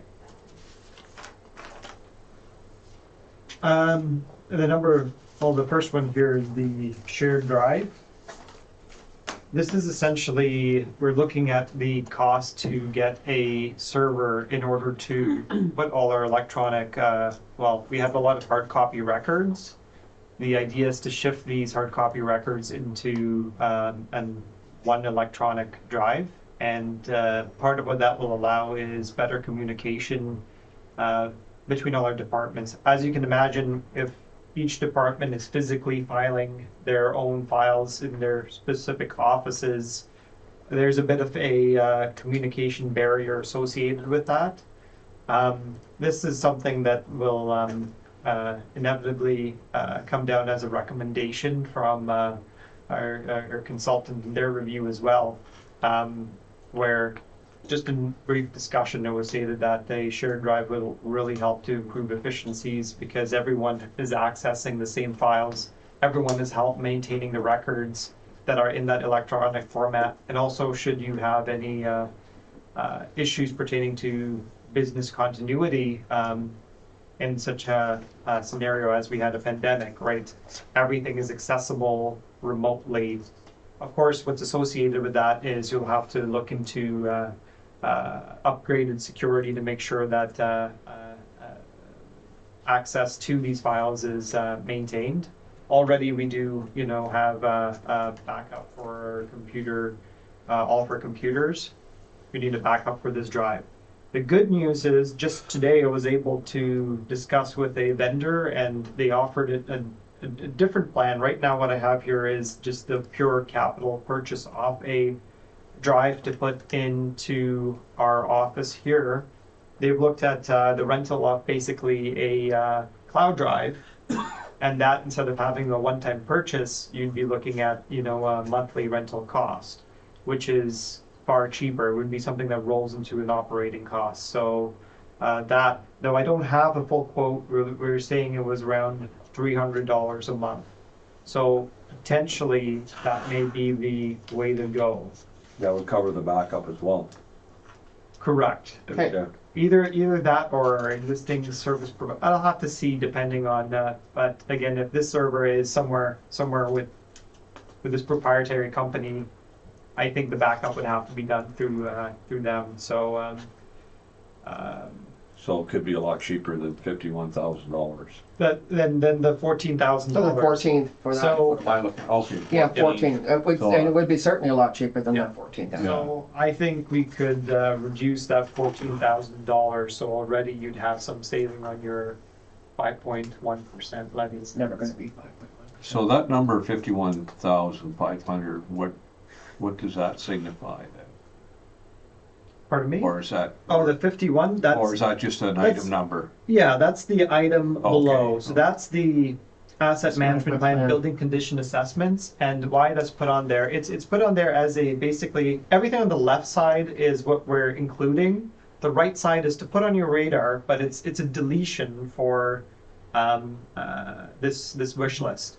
So it does not. It's not contributing to your levy increase the because totals. we just left it there so you're aware that it's something that's going to be coming up. Okay. Why it's listed as a priority? Because this will have to be done basically next year. So part of the asset management plan requirements, we need to at some point do condition assessments. Right now they've based it all on general life cycle assessments to see where we are for asset lifespans. And by doing this assessment, we would be able to accurately know how much lifespan we have of all of our assets. So Where our priorities are again. exactly. So this was all part of the plan of basically getting us to from point A to point B, right, and all the points in between to get us to a very accurate asset management goal of the province. Okay. Next. Next one is the dam inspection spillway. We Okay, just back up to general administration. Because I don't have that. You're right, I don't have the the color. colors General administration, where am I? up here. Here, yeah. You got no highlight on this. That's included in our totals, but we've actually applied for funding. Yeah, so the amount that basically it's balanced out with a revenue. So Marlene, did you want to explain that? The strategic plan. So the strategic plan is highlighted in the orange because a portion of it is funded through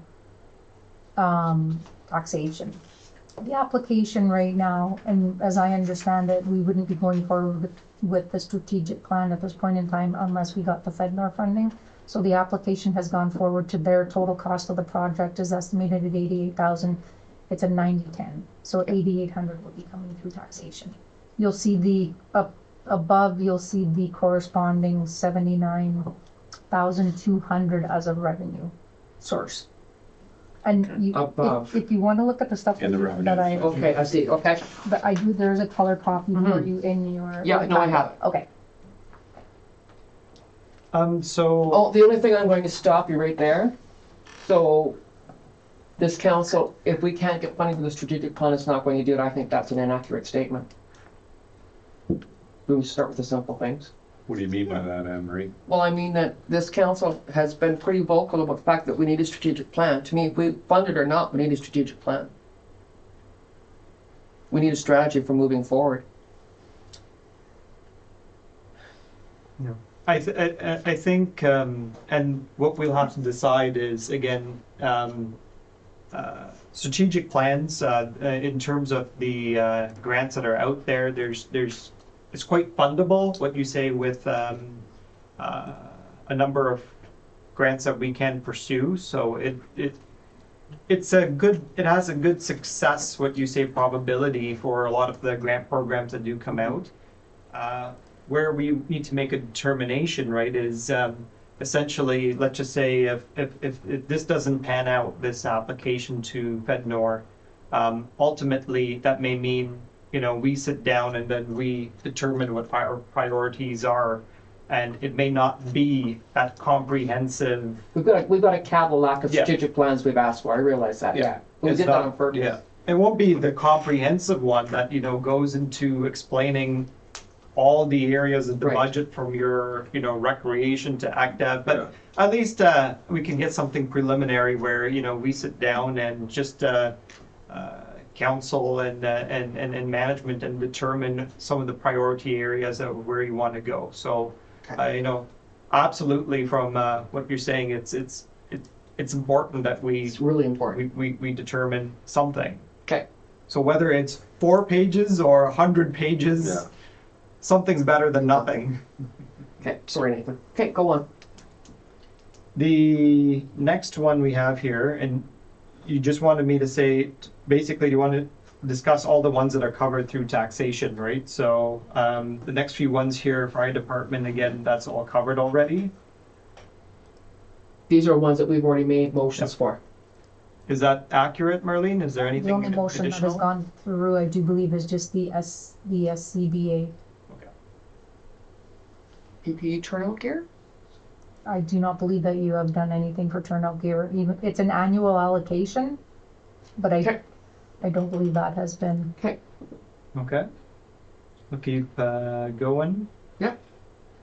Next one is in red there was the dam inspections. We covered that. Then there's the waste water treatment plant building roof. That's $32,000. Tammy, do you want to explain that? In the chemical room at the water treatment plant, the all the bolts that are holding up the inside of that roof, which is aluminum sheeting, it's sagging, and it all needs to be resecured to eliminate the health and safety risk of it caving in. Especially with the snow load, right? Yeah. And So, we've seen that in our inspection. right, but so we put through a request to Ontario Trillium and didn't include this roof. Is that what you're telling me? That's correct. Now, the Ontario Trillium Fund and the funding categories, they're mostly looking at funding just recreation buildings. They wouldn't take a look at this? Correct. The moment we put in any sort of core infrastructure buildings, and this is something we end up facing a lot, they won't cover administrative buildings or, would you say, any core infrastructure.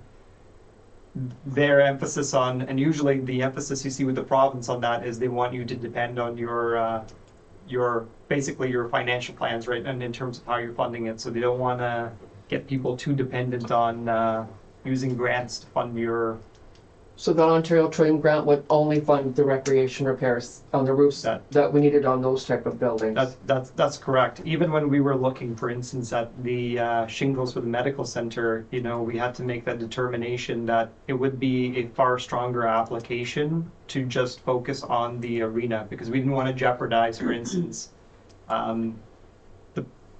the grant, you know, if it's not going to get covered just because we have something that's non-specific to recreation.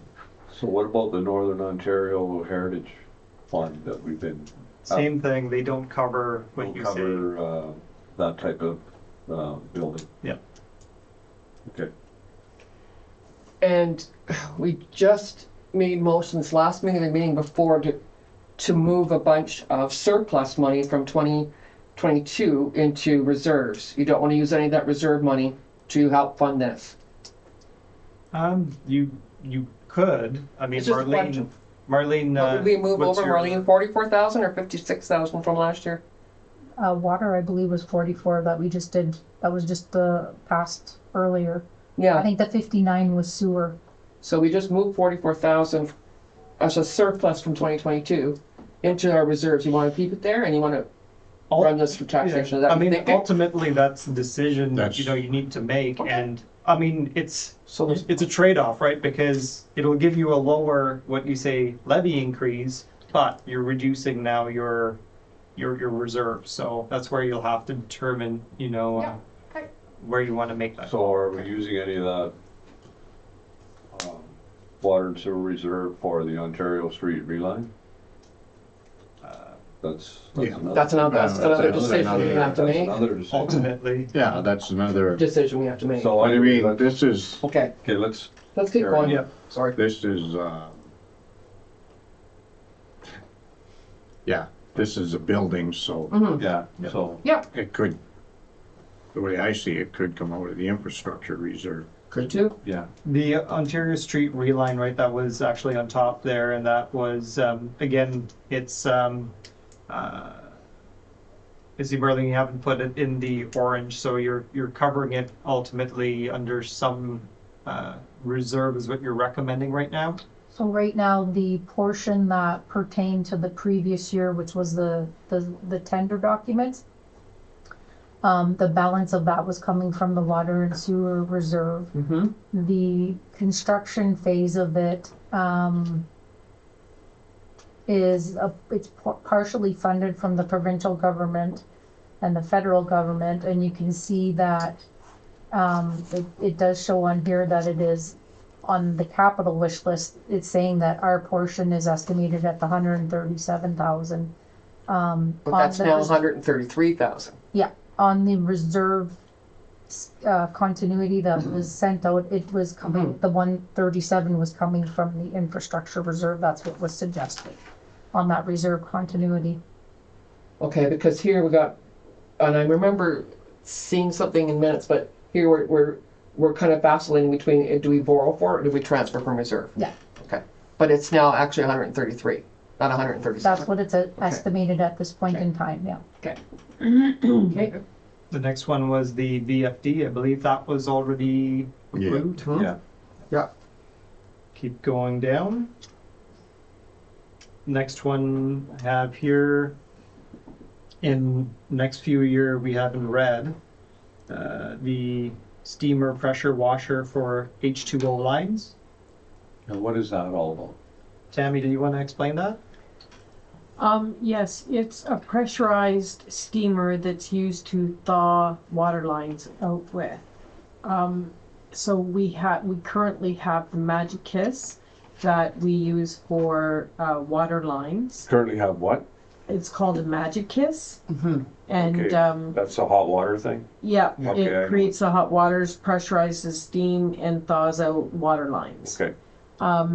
The problem is we cannot use that because it goes into water lines. We cannot use that piece of equipment to thaw out our storm sewers, or when we have floods on the street or somebody has a frozen sewer lateral. We have no means of thawing out those pipes. So we haven't been thawing them out in the past, or? It takes longer. They have been. the equipment that's being used is not recommended. They use a different line. Okay. Okay. And all these next few ones which are priority, right, it looks like they all are gonna be funded from the infrastructure reserve. That's correct, Marlene? Yep, if you go up to the top. Um, Okay, which one are you talking about now? that was the steamer pressure is gonna be funded from the infrastructure reserve. Next one, It's a grader. possibility that we could go, Yep. yeah. The grader, we've already approved that, right? We already Correct. have. Trackless, now, is that imperative that we need to buy that this year? Tammy, did you wanna discuss that? Well, I don't have a crystal ball, so I mean, it's hard to predict these kind of things. What I can tell you is that the trackless is getting very tired. The hydraulics, we had a lot of issue with this year. The transmission continues to be issues. But you guys just had it fixed too, right? The transmission? No. The hydraulics. The hydraulics we Yes. managed to fix with the one part, but the PTO is still weak Okay. on the machine. So we've replaced it on the broom attachment, and it's operating right now, but it's getting old. So There's you no. use that to sweep? We clean sidewalks in the wintertime with it. Yeah. We sweep the streets and sidewalks in the spring.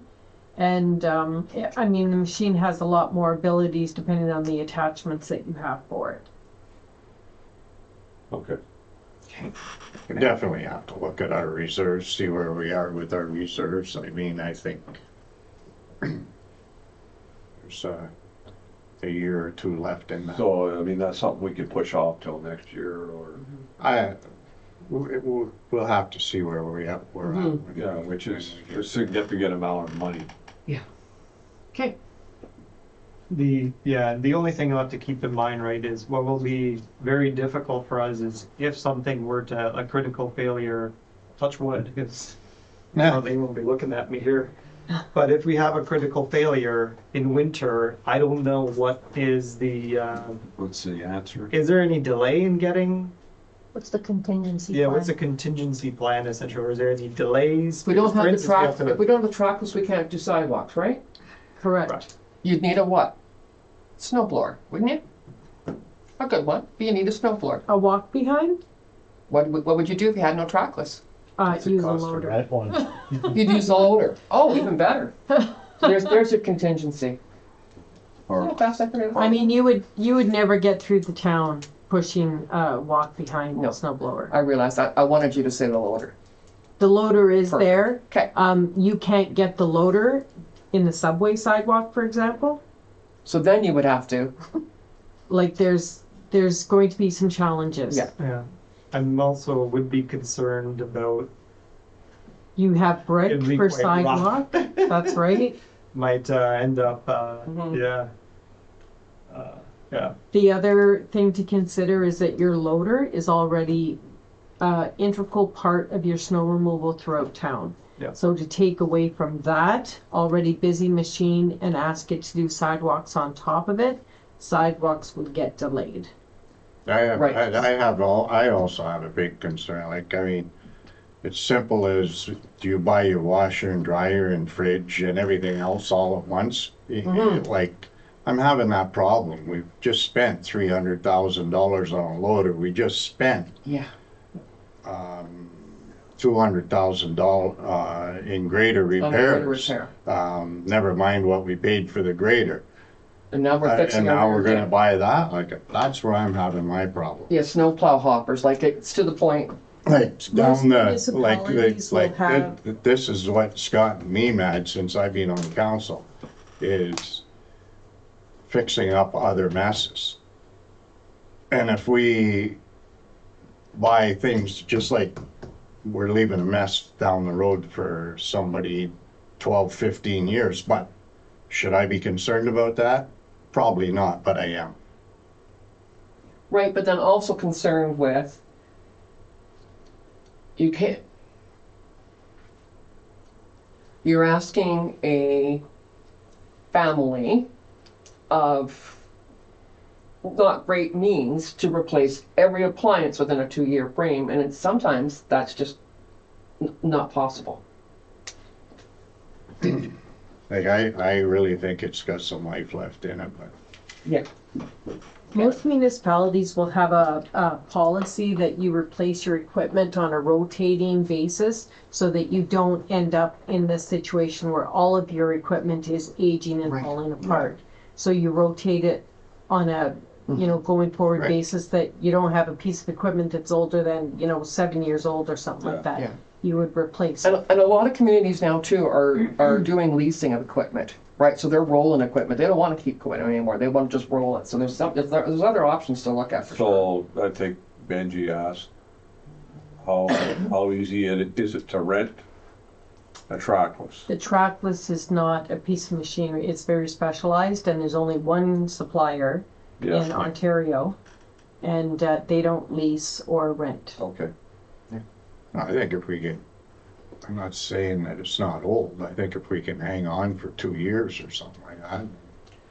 And spread that I mean- replacement out. Yeah. Sure, Yeah, I mean, plan for it. Yeah. is it a gamble? Yeah, it's a gamble, but And Tammy, how quickly could you get a new trackless? Like, what's the delay in terms, I don't know if they have them in stock, or do you have to wait? No, there is a like 6 delay. I months? believe that there was, something like a 12-month wait on Oh, 1 a year. trackless as well. So if we're going to be looking at a new capital budget for 2024 in September, maybe the trackless can be put off till then. So you would be taking a bit of a risk there. We would be, yeah. So what's the concern? The transmission is the big concern? There's many factors on the trackless Okay. that they're complaining about. The transmission, we fixed the brakes, that's okay. Hydraulics is weak, and it's just not performing. It's they said something, I'm trying to remember now the details, sorry. So they said something about when you take off, you have to be in low, because it won't, like when you put it in the high gear, it won't move. You've got it, so it gets scary when you're crossing the highway, for example. You've got to try and get it going, use the low gear to get it going, and then you're having to try and kind of stop in the middle of the highway to switch it up to high gear. Because it's not clutch on that, it's a hydrostatic. So you usually pick a gear and go. Okay. Okay.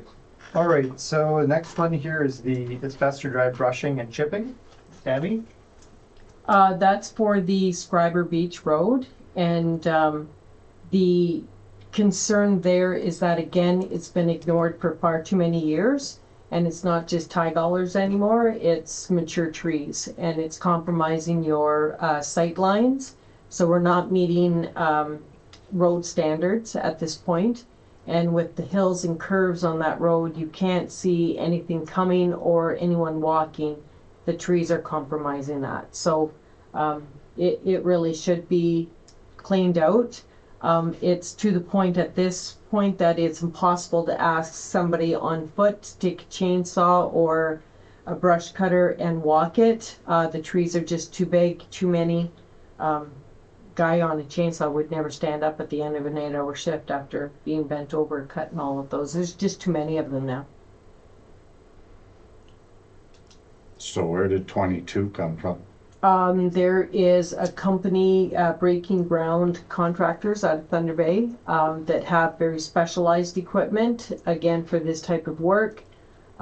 They have their chipper, they do a really nice job. They don't leave a whole lot of debris in the ditch. So when they cut, they shred it and mulch it, and it becomes part of the landscape. They have chainsaws that can cut the tree, pick the tree up and put it in the chipper sort of thing. It's all specialized equipment. I think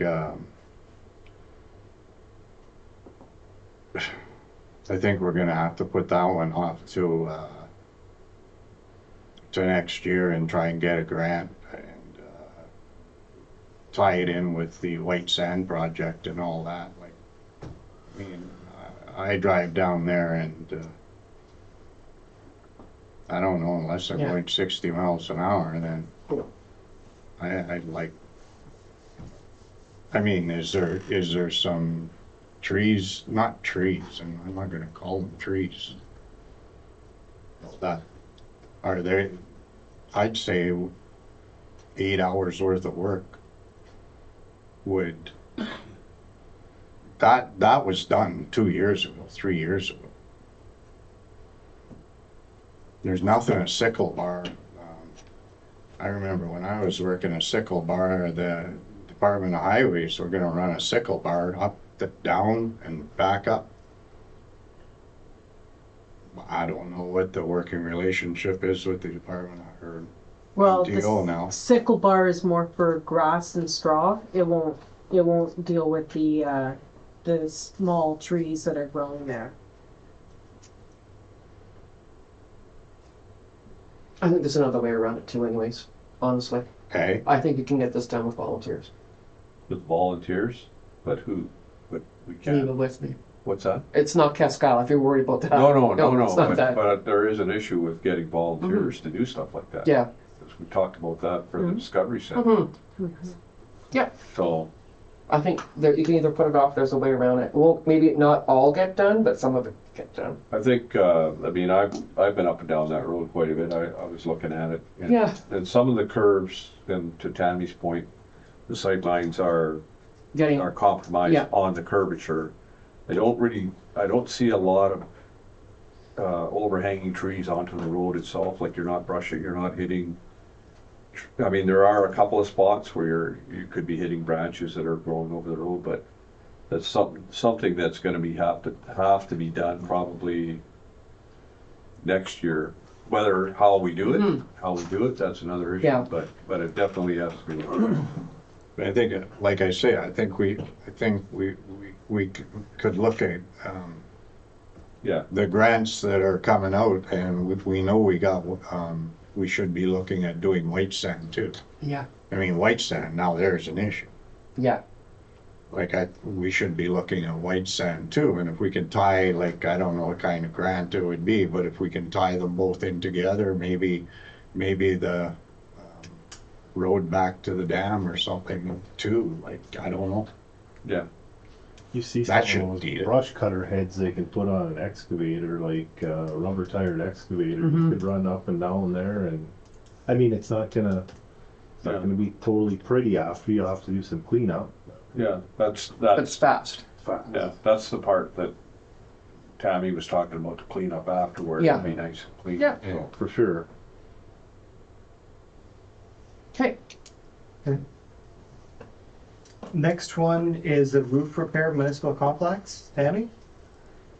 The municipal complex cannot go another winter the way it is. We have to secure the flashing, we have to secure the ice gates that are falling off. The rubber's been compromised where the ice gates have been ripped away. So now you have holes in your roof. If you leave it the way it is, you're gonna have water in the building. Did we not put in for a grant for this stuff? The grant that we're looking at is specifically for the. Oh, I'm arena. sorry, I was on the wrong one. Sorry. You were talking about the complex? Yeah. This one. Yeah. Sorry, I was talking about the arena. My apologies. Okay, yeah. Yes, we have a grant for the arena one. This one here, we have a bunch of spots that are leaking, and to replace the roof is probably going to be in the neighborhood of $1 million. So at this point, we're just looking to patch some areas that are leaking. You'll see stained tiles throughout the building. Okay. So the municipal roof, that's new from the last report that you gave us in February. And no, it was all there. Municipal complex, library, whatever that stands for, arena, water treatment plant, all rolled in together as $50,000. That was a guesstimate before we got the actual numbers from the contractor. Because again, it was a little bit of a discussion. I had to pay the contractor to travel up to here to give us a quote. Okay, so again, only the arena roof could be covered under the OTF grant. Specifically, we need to maximize our opportunity to get it, to get that grant. That being said, if we don't get that grant, Tammy, you believe that these repairs have to be done. On the arena. You want to explain why it has to be done? I think she what she was just talking about. That's the one I was stuck on, sorry.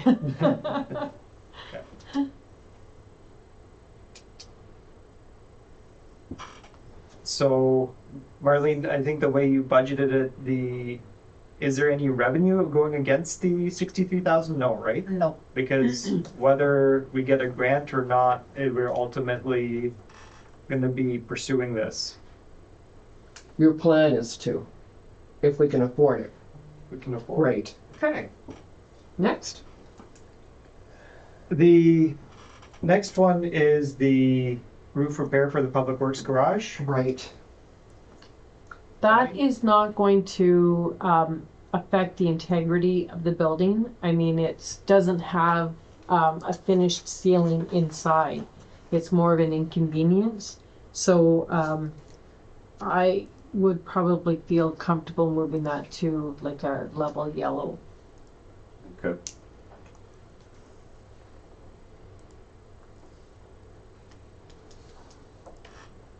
Okay. Okay. Keep going down here. Security cameras, just FYI, so that has been moved to operating, so. Yeah. And that's at the splash pad. And I think the mayor's, or we've spoken about that. Yeah. Yeah. Okay. Keep going here. Next one is library, we talked about that. Right. For the steps. You keep going, next one coming down is the parks white sand dock. Parks White Sand Outhouse. The outhouse is off now. Right. She's Yeah. gonna fix it instead. Blue Park removal. What's that, Nathan? Well, essentially, Tammy, do you want to explain the playground at Blue Park? Yeah, we have certified playground inspectors that we are required to have. There is a standard that goes along with those inspections. The playground currently is not meeting those standards, and we can't afford to replace it because it would be $135,000 to replace the playground.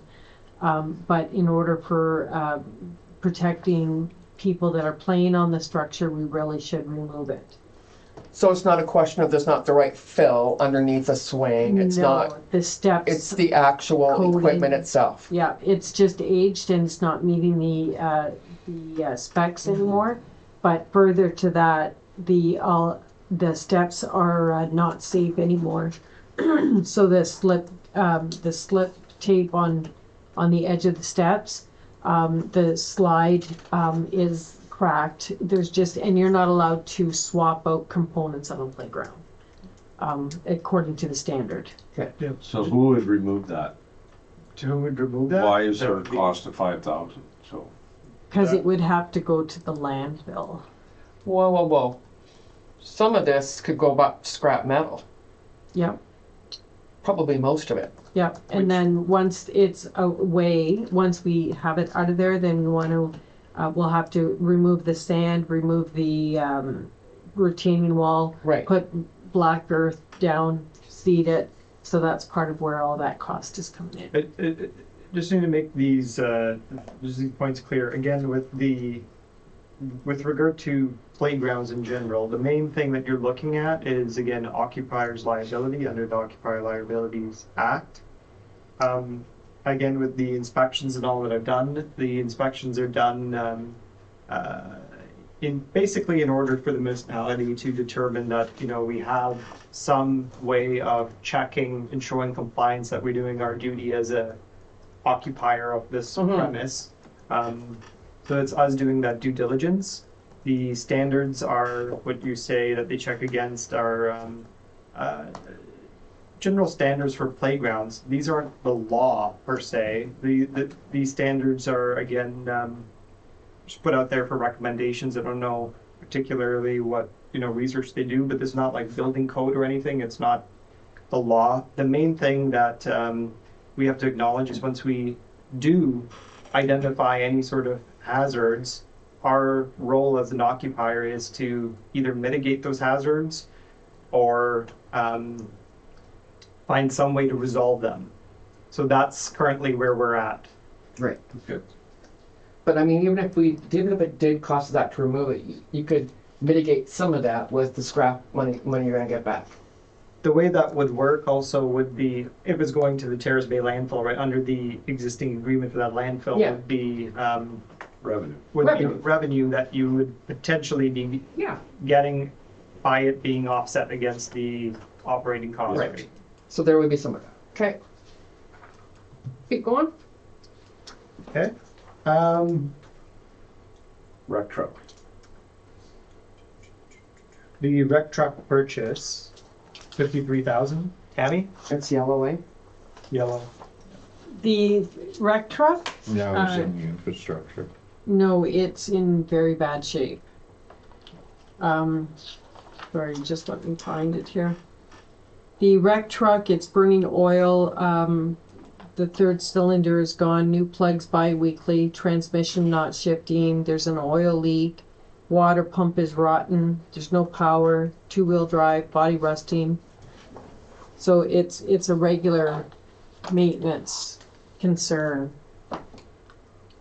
So it's not yellow anymore? Those red on It's red. red. Yeah. Okay. This is Then now, is there another way of dealing with this rather than buying a brand new truck? Thank you, Dan. Yeah, Like there a is. used vehicle or renting a vehicle or? Leasing a vehicle? Yeah, All of the above. Yeah. yeah, all these things, Mm-hmm. instead of spending 53,000. Yeah. And then bang it all up. But if you're leasing a vehicle, you gotta worry. No, about you Well, can- no, you don't have to as much because with, you go through GE Capital, for instance, their requirements are not like when a person is leasing a vehicle. GE Capital does all the CP rail trucks. Yeah. So, I mean, there are different companies out there that have different programs. It's certainly less expensive. My thought is, because we've seen this truck, is to roll these, like lease them, not to buy them, lease them, to roll them into another one and to roll them into another one so that your fleet is newer all the time. Yeah, you're paying regardless. Yeah, you are paying, Maintenance, one way or another, yeah. Lease fees. So can we take a look at an alternative to just an out-and-out Mhm. purchase? And there's of course strategies involved with this where you may get the best price would be potentially a secondhand car that you're buying outright. If it happens to be in good condition and you buy it outright, it will have what you say, that lump sum cost. You could look at, of course, all the other avenues, and that's where you sort of the fleet management comes into Yes. what you may factor. Really, the if you want to see the cheapest cost that you get would probably, like I said, be buying a secondhand right out. Right. If you buy a brand new, then you know that you don't have to worry about maintenance and for the rest of its lifespan. If you are going to be leasing everything, it will be an overall, larger increase. I'm saying your entire fleet. If you're talking about just this one vehicle, Mm-hmm. It's a You know. place to start. it's a place to start. Because you had a wreck truck purchase, 53,000. Just an FYI, that's not much of a truck. That's plain. It's bare bones. Yeah. Yeah, right? Four-wheel drive, tow package, bare bones. Right? So if for $500 a month times 12 months, you could get a truck that was $70,000 and had a little bit more options in it. Now, is it cheaper? You got more vehicle.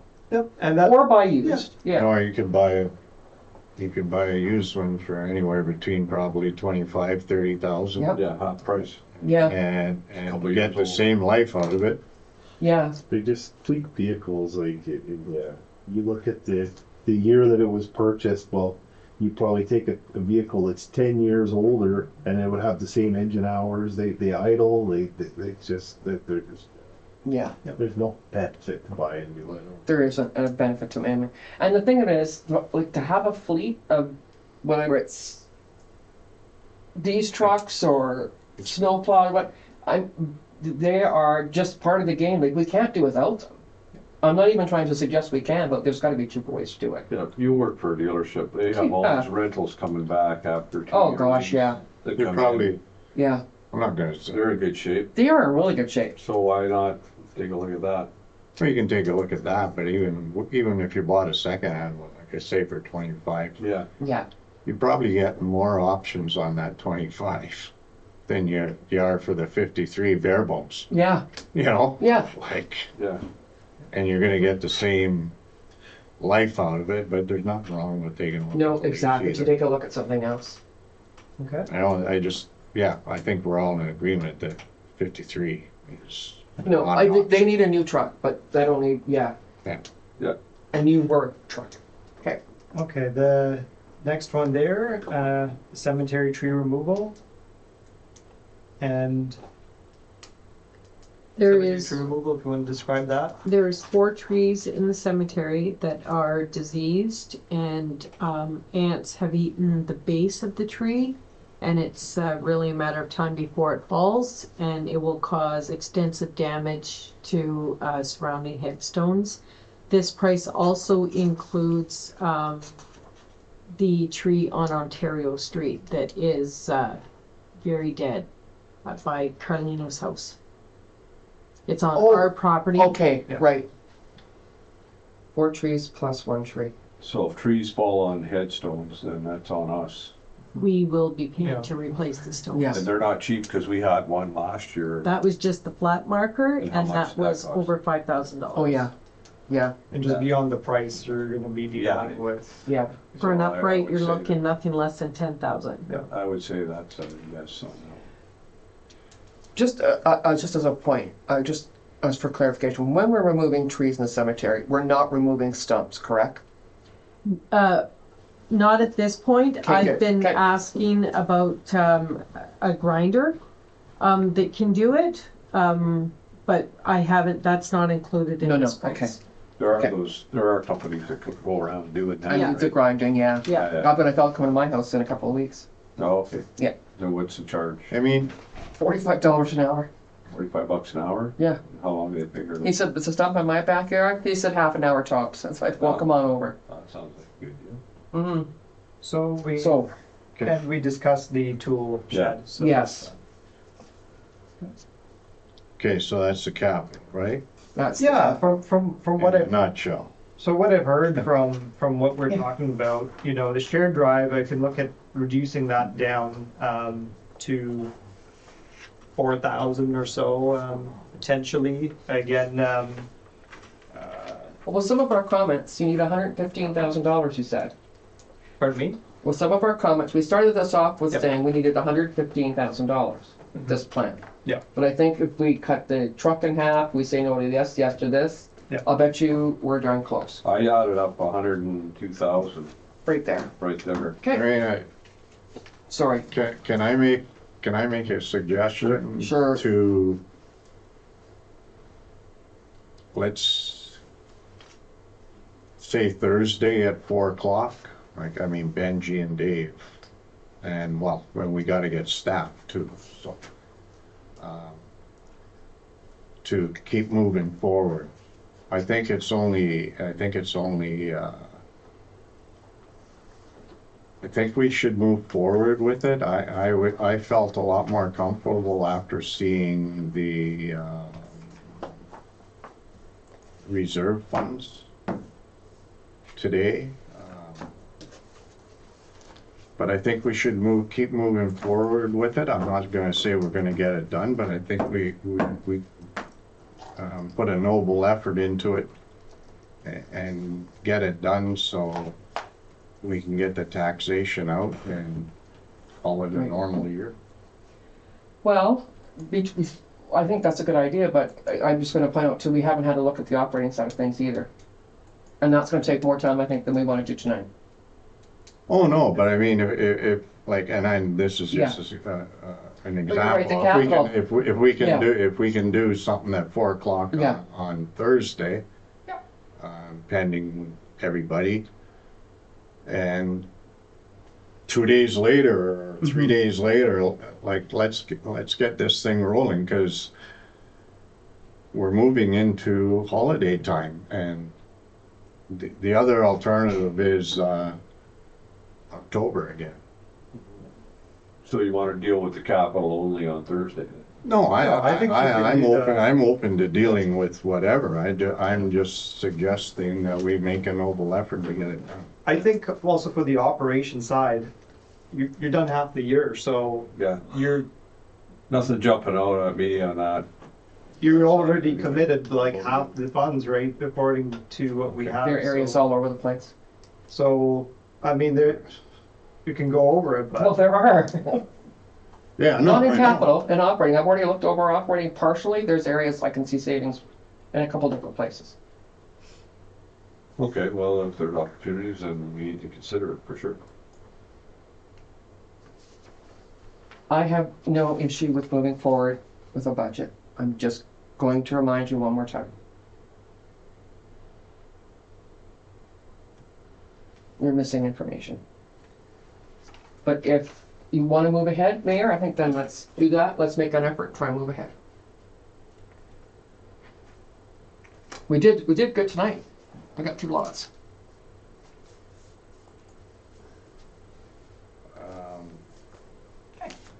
But we gotta, when do we wanna move ahead? Thursday? I'm available Thursday. yeah, I can look at, on the staff side for a special council meeting, and, you know, if we said Thursday, we'll have 2 days to, from today? Yep. Yeah. Yep. Okay. we need, 24 hours notice, so I mean, essentially, we're bringing back the same information you have here, so. Yeah, no, I think it would be good to sit down and that's what we do. Just focus on that. Line by line, because I think we need to, trim it a bit. I know we talked about a few of these items, but.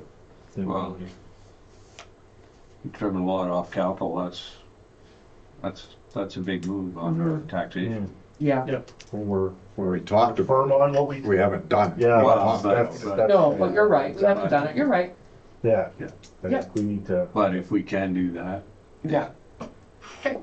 So, what time on Thursday? You figure?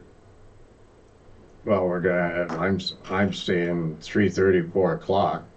I mean, unfortunately, it's not great for staff, but just keep in mind, we're there's thinking also Benji and Dave. there's also a chamber meeting that will be going on Thursday. That's in room 124. I have DSAP but on Thursday, but it's over by 1 o'clock.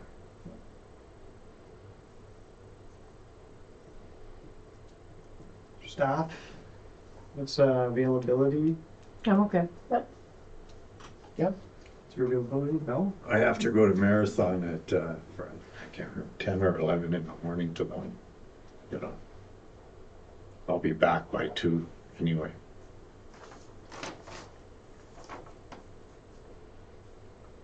Okay. So tentatively, Yeah, we will just have to look at the timing. It looks like evening or afternoon. What were you stating? I'll add it just so I should be back else. by, Okay. I should be back by 2:30 at the latest. Okay. That's that. And reserves. I think we gotta put the Okay. effort in. Okay.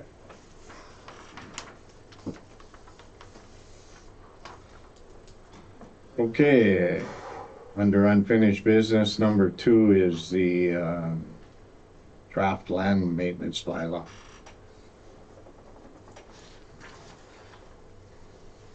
Just a few minor changes there. I'm thinking before we get the updated bylaw fully, that perhaps just having a quick legal review just to see what the common law where common law stands with regard to the removal of the derelict vehicles in terms of grandfathering. You mean from the 1 to 0, just making that change? You worried about that? Well, again, from the common law perspective on grandfathering, I just want to make sure that we have all our ducks in a row. So, Okay. Typically, grandfathering is more what you say related to actual structures or buildings. Obviously, you know, if law changes, you're not expected to rebuild. I just want to see again what the perspective may be for these vehicles Okay. on that. So if everything is clear, right, Okay. it'd be good to know.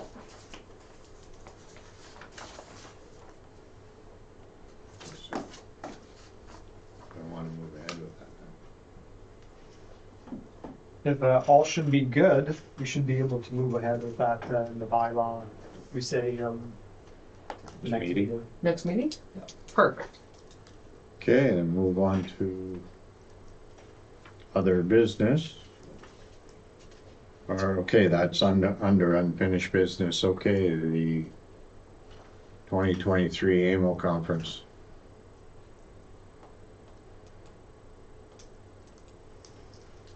Was Cecile, you've done some research here with the pricing? Yeah. I think the decision is anyone else coming, or are we okay with myself and Anne Marie? Can't you know? That's the Yeah, that's the thing. I think it changed a little bit for me, and they can't go. Okay.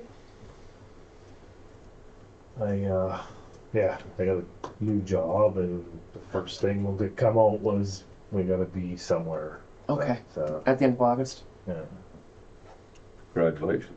Yeah. Thanks. It's unfortunate. I looked at the dates. I'm like, oh, okay. And I was, for some like thought in my head, there's something else going on. And,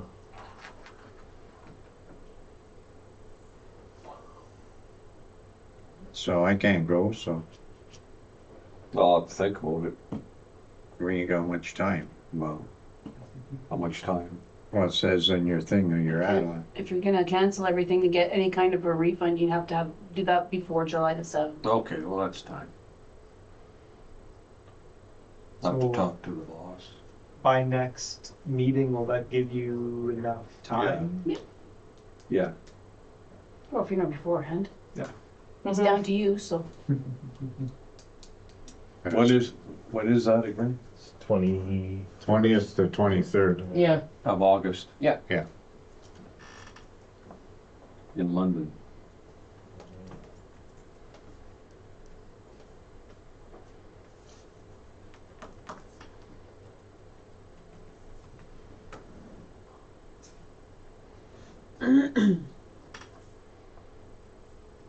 Just let Cecile know if you know before the next Yeah. meeting. Yeah. Okay.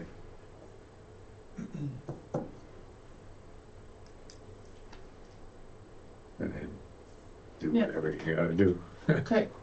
Okay, then move on to other business, the draft DSAB agreement.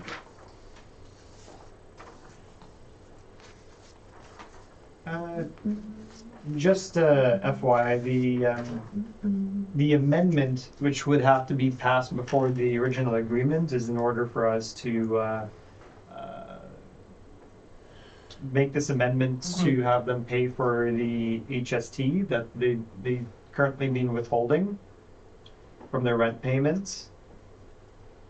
So just in discussion, they said that they would be agreeable to paying those rent agreements minus interest if we made this amendment.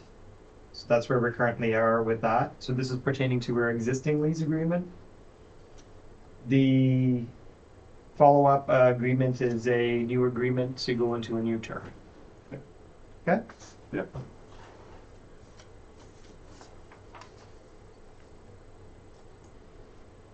Okay, so do the Okay. amendment next meeting? Yep. And okay, number 2.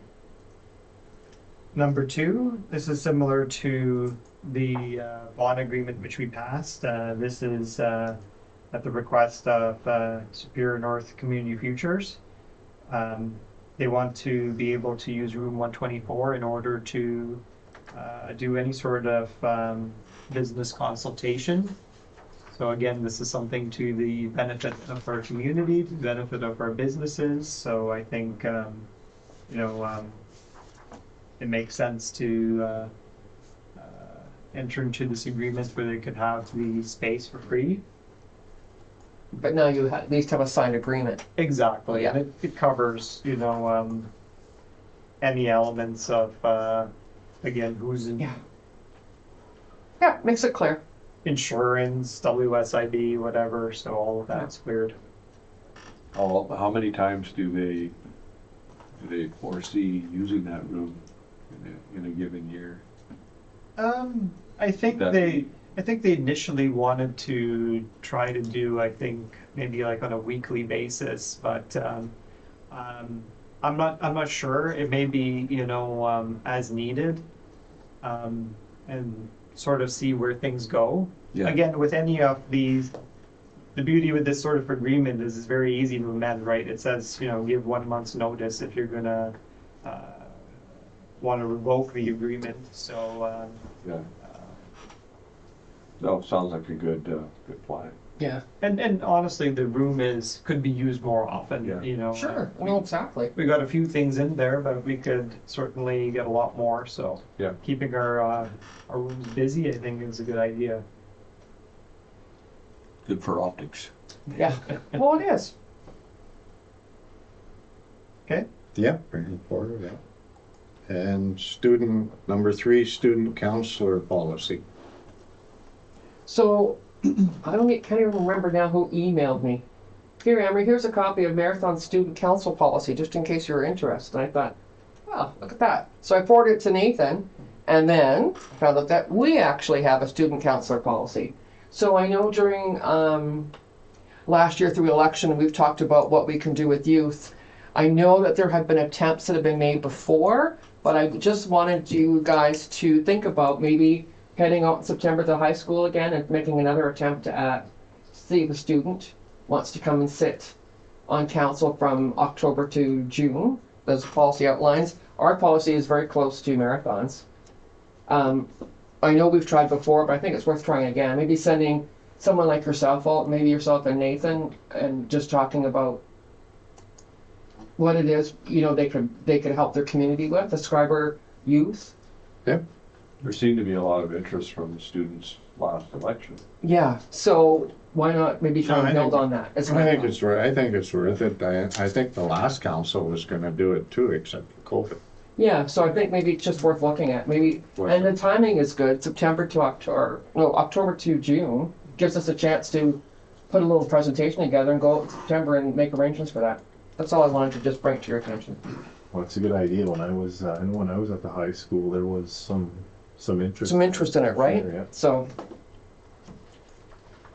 and that's the only reason I brought that up, is someone had emailed me the marathon one for some obscure reason. Okay, no, I'm Okay? all Excellent. for that for sure. Okay, so I guess we're gonna go back and close, so. Resolution 221-23, moved by Councillor Bourgeois, seconded by Councillor Ryston, that closed meeting resume at this time. All those in favor?